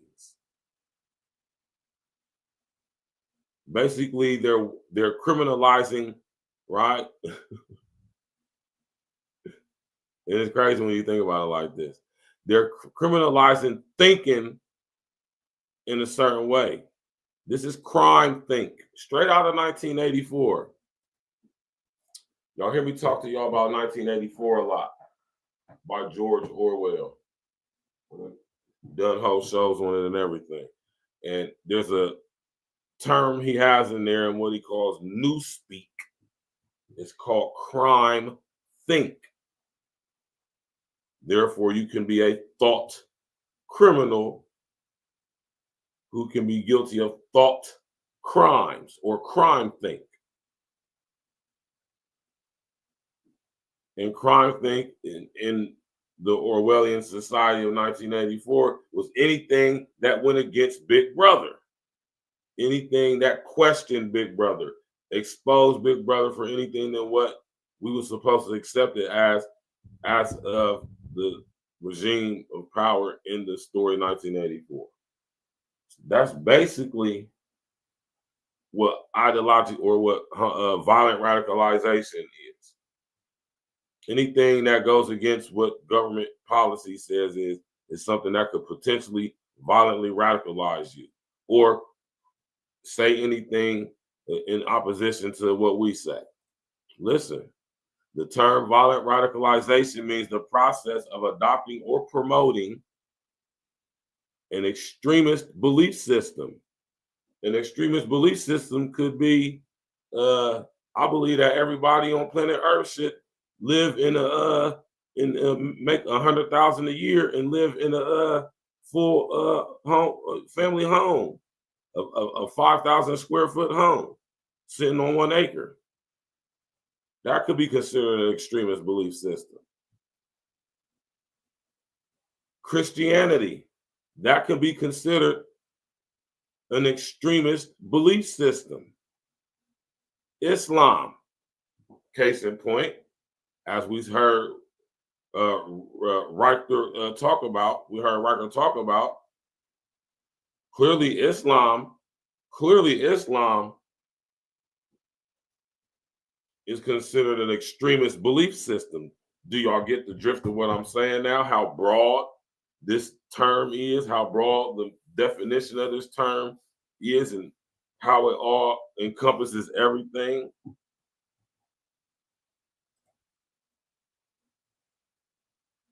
Adopting or promoting an extremist belief system for the purpose of facilitating ideologically based violence.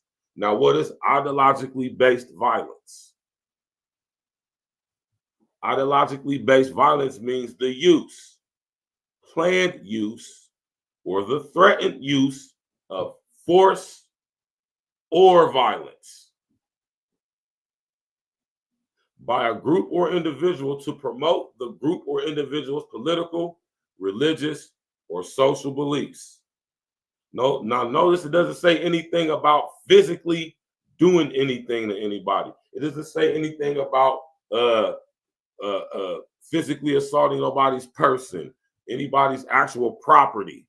Notice how it doesn't say anything about that. So violence isn't physical according to HR 1955. I want y'all to understand that. According to HR 1955, violence isn't restricted to being physical.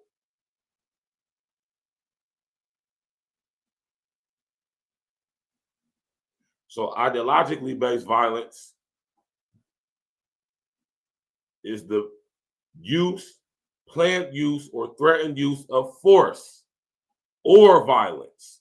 See, and this is how they're able to separate the two and trick us in the, because we go through word association. As soon as you hear the word force,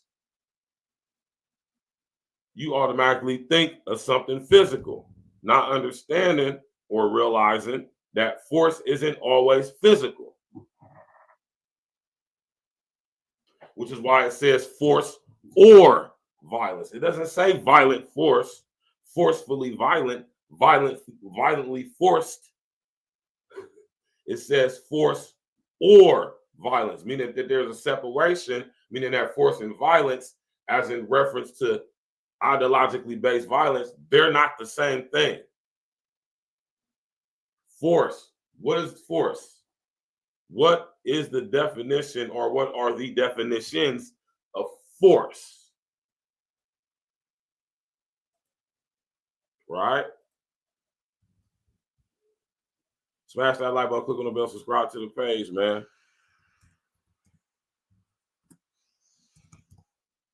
Right? What is the definition of force?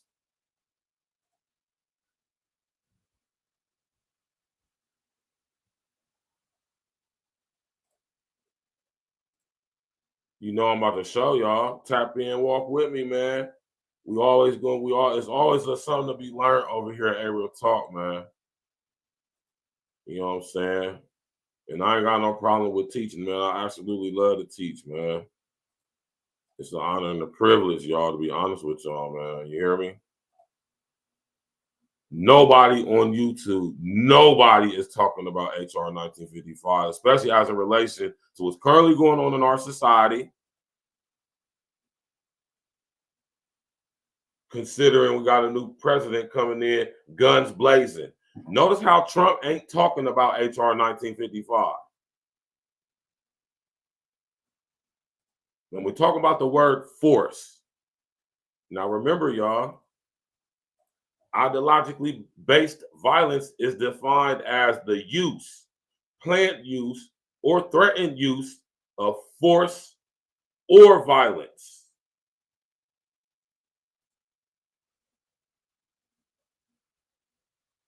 by a group or individual to promote the group or individual's political, religious, or social beliefs. So if you use force, if you plan to use force, if you threaten to use force, right? You ain't even got to actually do it. You could threaten to use force. You ain't even got to even speak it out your mouth. You could be planning this. You don't have to actually use it and do it. You could be planning this. How are they going to understand? How are they going to know if you planning to use force? How are they going to know? How are they going to know if me, Virgil Berry, how would they know if I'm sitting in my home, I ain't got no computer, I ain't got no TV, nothing. How would they know if I'm planning to use force? Unless I write a manifesto.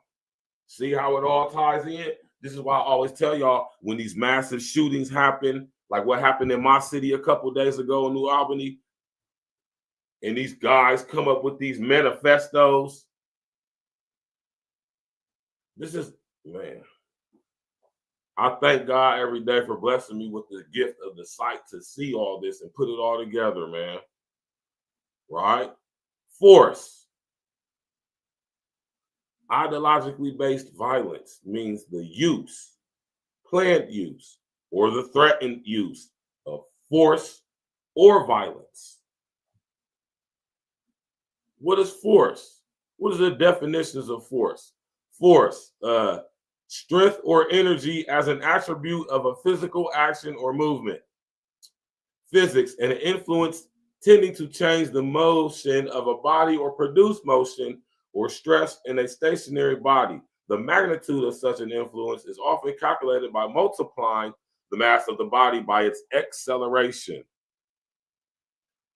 Coercion or compulsion especially with the use or threat of violence. See? Right? 3, and this is the big one right here.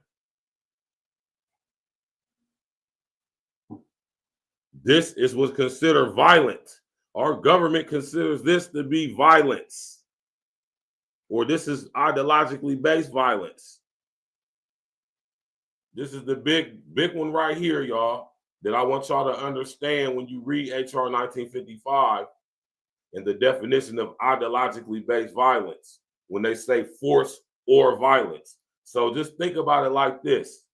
Ideologically based violence means the use, planned use, threatened use of mental or moral strength or power or violence by a group or individual to promote that group or individual's political, religious, or social beliefs. So therefore, turning all religious faiths into potential homegrown terrorists that can be violently radicalized by propaganda they consume content on the internet. Now, mind you, finding number 5 in HR 1955 is the internet is the largest tool being used to spread and promote ideologically based violence and violent radicalization. So they set the whole demo up, y'all. And this is why y'all hear me talk about HR for 1955 so much. This is keynote. This is key legislation in relation to what Trump is doing as the new incoming president.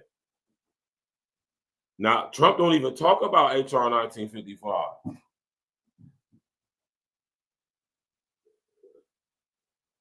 You would think with all the stuff going on in our country, you would think that homegrown terrorism will be something that the Trump regime will be focusing on.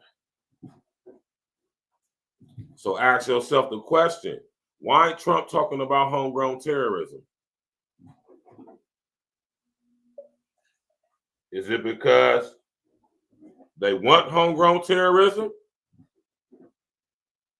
Think about what can potentially happen as a result of homegrown terrorism being allowed to flourish, to grow and evolve, especially online, right?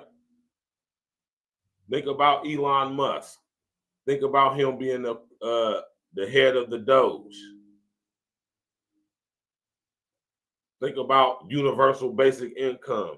Think about when I talk to y'all about the robot army.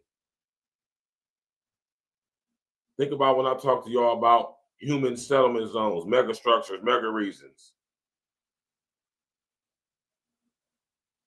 Think about when I talk to y'all about the smart grid and social credit systems.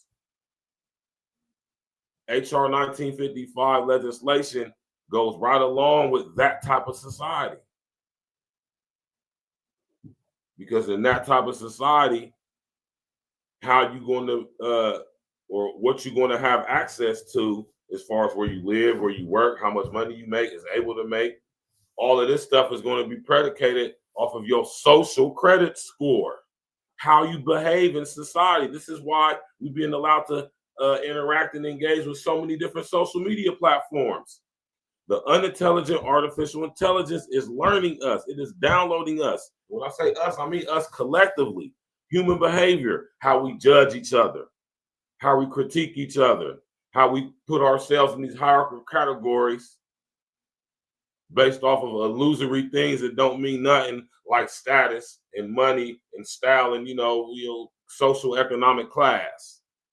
What's all of that going to mean if we all is put on the playing field by how we behave is going to determine what we allowed to do, not our family we come from, not because we got all these college degrees, not because our FICA score is good or our Equifax trade union and all of them is good. Nah. What is your social credit score? How well do you behave in society? Do you acquiesce and comply with the laws that are set in place so you ain't,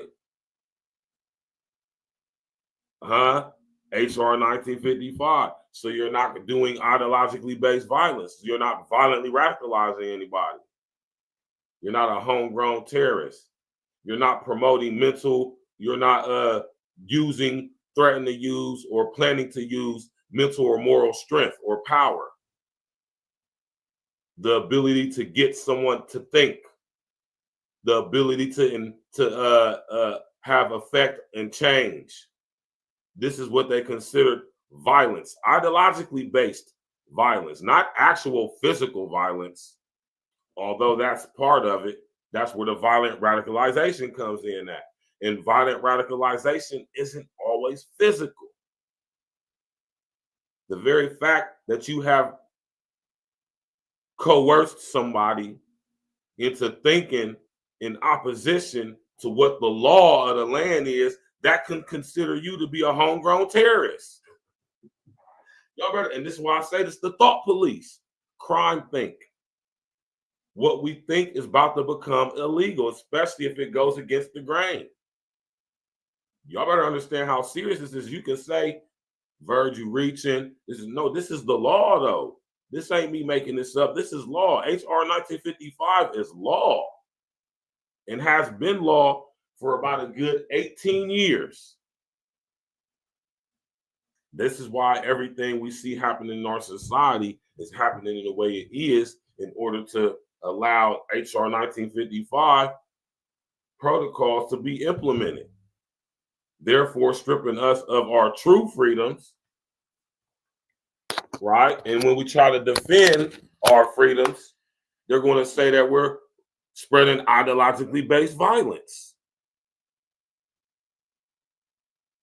This is why they is infiltrating every aspect of our lives, like let's say the church, with this radical religion of wokeism and Christianity. This is why we got the crazy situation with the church. Fun boys leading churches, fun girls in the pulpit, women in the pulpit, still celebrating, doing demonic rituals and all that stuff. All types of crazy behavior just allowed to run rampant. And this is why through this legislation, it says specifically, let me go back to it, specifically says this, points it out. The term ideologically based violence means the use, planned use, or threatened use of mental or moral strength, the ability to get people to think, the ability to create change for the positive, mind you, or violence by a group or individual to promote that group or individual's political, religious, or social beliefs. Why you think they coming after church like how they coming after church with all the stuff with T.D. Jakes and Eddie Long, rest of the essence to him? Why you think all this stuff is happening? They want to criminalize, demoralize, demonize everything that's supposedly stand for what's right and exact and good, right? So they can turn us all into homegrown terrorists by simply not acquiescing and complying to this new system and structure that's coming in. And I want y'all to understand how serious this is, man. So what happened with our brothers and sisters in Cincinnati, man, right? Although I applaud my brethren and sisters for standing on business, man, you know, and speaking out against the negativity and the hate, man, you know what I'm saying? I mean, I commend them for that. And I got to say, like I've been saying this whole evening, you know, with the exception of them vandalizing the car, you know, and with the exception of them burning the flag, you know, it's a pretty peaceful situation, you know, and I think they handled it real good personally. It could have turned out a lot worse, I'm sure. I'm positive it could have turned out a lot worse. But it didn't. But understand, even with this seeming, or for the most part, peaceful protest, understand how this is even considered violent. And they throw in the whole not really putting a lot of attention on the people who actually was spreading ideologically based violence. These so-called neo-Nazis, they feeding into the separation amongst us with the black and white hatred, giving us the illusion that, you know, they didn't do anything to them. They could come in here and spew their hate and get away with it. But us black folks, as soon as we started to see, and that feeds into the whole thing. Y'all got to see how it all fit together. Because it was mostly black folks out there, but it wasn't all black folks. It was some white folks out there too. And this is what I mean by being manipulated by the media. That's why I call it the lamestream media. Right? We're going to get up out of here, y'all, man. I appreciate everybody coming out, man. Shout out to all our FBA brethren and sisters in Cincinnati. Standing on business. You know, standing on straight business. Nonviolent, for the most part. Right? And this is the type of solidarity, this is the type of on-codedness we got to spread across the nation, my black people, my FBA family. Man, listen. This is what we got to be on across the nation, man. That's why we got to start linking up with each other. Interacting with each other, engaging with each other, man. Pooling resources, sharing resources, exchanging, doing business with each other, creating lines of communication logistically. This is a perfect opportunity, us black folks, us FBA, this is a perfect opportunity for us to get on one accord and really take control of our so-called black community. This is really a chance, opportunity to do that. But we can't be so emotional and consumed by the hate, being emotional. We can't be emotional. We got to be thinking critically. Love to see this gathering of my people come together in solidarity. But the most, we got to get that emotional out. We gotta, okay, we did this, now what's next? Who we gonna go talk to on the legislative side?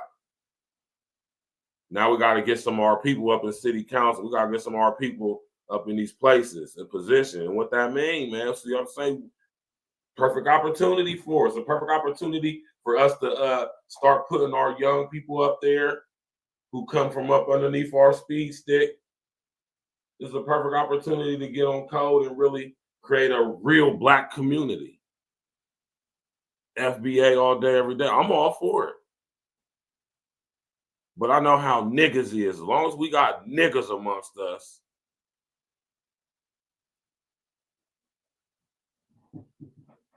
right? And I don't hate to say this because it's true, but I don't like it. It's too many niggas. And that's the bad part. It's too many niggas. It's not more niggas than it is black folks, but it's too many niggas. It's also too many uppity black folks. I call y'all the boule class. Y'all know who y'all are. Right? Real ones like myself from the turf, we make up the majority though. So it's us that need to sit up here and be spearheading, leading the movement. You niggas that's on Wall Street and stuff like that, y'all supposed to be working for us. Y'all ain't supposed to be in no positions of authority. Y'all proven that y'all don't have the ability to orchestrate anything. It's going to be up to us to do it, us hood niggas. Or us educated ones anyway, not us old super gangbang not ones, which is a very small percentage of us. All right. Yeah, they did, RBG. They did it in style too. They ain't bust nobody head open. They vandalized the Jeep. Okay, I'm not, like I said, I'm not condoning that. I really would like if they had not done that. Setting the flag on fire, you know, whatever. That's not really hurting nobody, but I understand what setting the flag on fire means and what it represents. So I'll just think on another level with that. But as far as like the vandalism to the whip, they said the whip was one of the white boy whip, even though it probably was. If it was, that wasn't cool. The fact that they had, I mean, if they called y'all, they called y'all NIGGERs, I mean, they did. I'm not going to deny that. But that's not a reason to vandalize somebody's car. But understand, when you practice your freedom of speech, you mean you are innately saying that you're okay with your not freedom of the consequences what that's going to happen to you from exercising your freedom of speech. You ain't got no control of what somebody's going to say or do to you behind you exercising your freedom of speech, although whatever you say to them, outside of calling some violence toward them, like telling somebody what you're going to do to them or have done to them. But if somebody just say, hey, man, you fucking nigger, that doesn't give you the right to go destroy their property. Just like when you call black folks niggers with the hard ER, you might get fucked up physically, man. So if you ain't willing to, you know, embark on that journey, I suggest you keep your freedom of speech boxed cleverly. That don't just apply to online amongst us content creators, especially us FBA. That applies in life in totality. Box cleverly with your language, man, because you don't want to offend the wrong people, man. You don't have to care about offending people, but you do not want to offend the wrong people. Meaning you don't want to offend people who you know won't feel some type of way about what you're saying, even though you might not be intending it like that. But people who you don't know, you shouldn't really care about people who you don't know and what they think. You should only really care about the people who you do know, actually, whose opinions and thoughts may matter to some extent. That's just a little bit of game for you right there with this content creating journalism thing, man. You know what I mean? Smash that like button, click the bell, subscribe to the page, man. We about to get up out of here. Y'all appreciate y'all coming out. Shout out to everybody that tapped in. Listen, man. Our brethren and sisters in Cincinnati stood on straight business. You know? Shout out to my Cincinnati brethren and sisters, man. Standing on straight business, man. You know?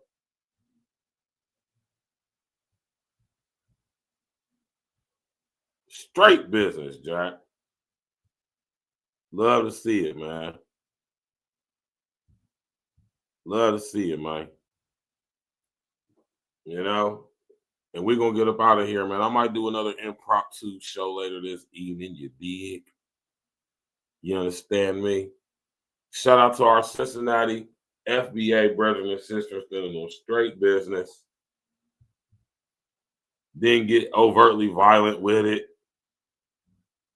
Did it with some style, some class, some respect, some love, some honor, discipline, structure, order, right?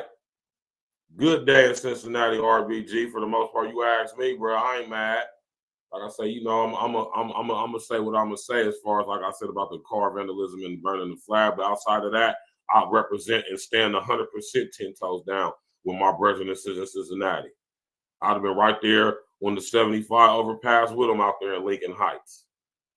Would have been right there with them, right? And you know, we gotta be able to come together peacefully for the most part. And like they said, hate ain't got no place in our community, man. Y'all think y'all about to come over here in our community and put up swastikas and stuff? We ain't gotta come over here and get violent. Y'all the one that got guns. Y'all got guns. Y'all strapped up. Y'all all blacked up with masks on. We out here, no mask on, no pistols. Non-violent. But you see, 100 of us unarmed, right? It's like an army That's why they got to come strapped up like that.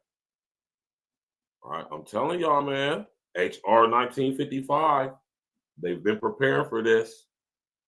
They want us to be violently radicalized. They want us to be spreading ideologically based violence. But what y'all got to understand is they ain't just coming for us. HR 1955 is not specifically designed for just us, although it has tenets in it that specifically target us. It's not designed for just us. It's designed for everybody, regardless of their race, color, creed, origin, nationality, ideology, whatever. Your spiritual, political views, it don't matter.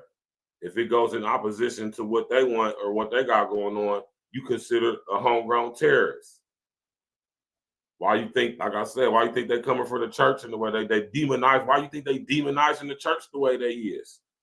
They can say, y'all sitting up there listening to people like T.D. Jakes, who clearly is involved with Diddy at them Diddy parties. He's sitting up here talking about some swallowing people up, pause, getting swallowed up, pause. That's what y'all promoting at y'all's church. Y'all better understand what's going on, man. Try to put y'all up on game, Jack. Smash that like button, click the bell, subscribe to the page, man. Wake up, man. Fuck being woke. Fuck staying woke, man. Wake up, man. Y'all stop saying that dumbass shit, man. Stay woke. What you telling somebody to basically stay asleep? Don't question. Go along with the get along, man. Hell nah, man. Y'all better wake up. Awaken. Fuck staying woke. Awaken. Wake up. Rise up. Pause. You did? We about to get up out of here, man. Love y'all, man. Appreciate all the support. You know what I'm saying? Hit that subscribe button and all of that, man. You hear me? Shout out to my brother Glisten Guarantee, man. We're going to do this video, man. I'm going to go holler at him in North Cack this summer. You did? Smash that like button, click the bell, subscribe to the page. Share on the social engineer. Shout out to our brethren and sisters in Cincinnati, holding it down. We need to do the same across the country, man. Peaceful, non-violent, unless you got to defend our life, man. Our liberty and our property. Ain't no need for us to get violent. All we got to do is show up deep. And when we show up deep on one accord, niggas get shook, man. Police get shook with their guns, you hear me? Niggas be surrounding me daily, so I dance around them like my neighbors holiday. Niggas be surrounding me daily. Alarm clock, wake 'em up, time to wake 'em up. Niggas be surrounding me daily, so I dance around them like my neighbors holiday. Niggas be surrounding me daily. Alarm clock, wake 'em up, time to wake 'em up. Gotta set the alarm, wake you up from your slumber. Quit and hairy, fake woke niggas, y'all just dumbass niggas. Drop jewels, but people don't pay any attention. Let's see immediately, we the wake 'em up henchmen. A lot of times these woke niggas be really sleep.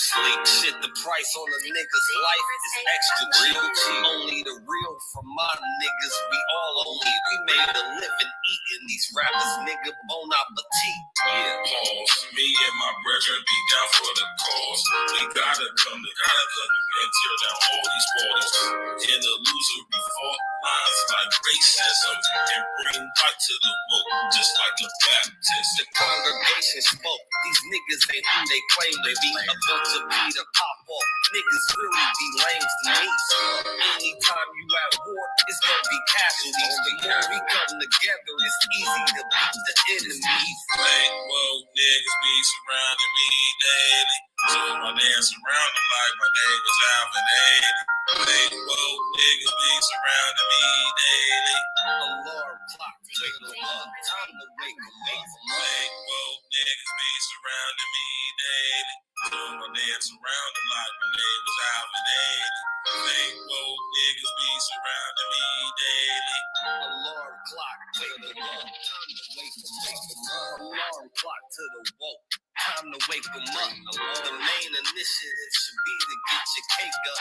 You ain't riding niggas need life jackets to stay afloat. Meanwhile, I'm blowing no gas straight from the Ivory Coast. And every post I be hitting all of them straight fast. The smart grid is now here. We gotta face down. While they coming with microchips and vaccinations, fake no niggas perpetuating indoctrination. This pandemic, this was the damn gimmick. Niggas will believe that they mom died if she still living. Open your eyes, nigga, you can see the lies, nigga. We gotta stop letting the blind lead the blind, nigga. And that's the biggest fact, bitch. You better tell them niggas listen to the 2030. It's gonna be hell, niggas. So fuck AOC and her new green deal. I'm Neo in this bitch. You want they red pill.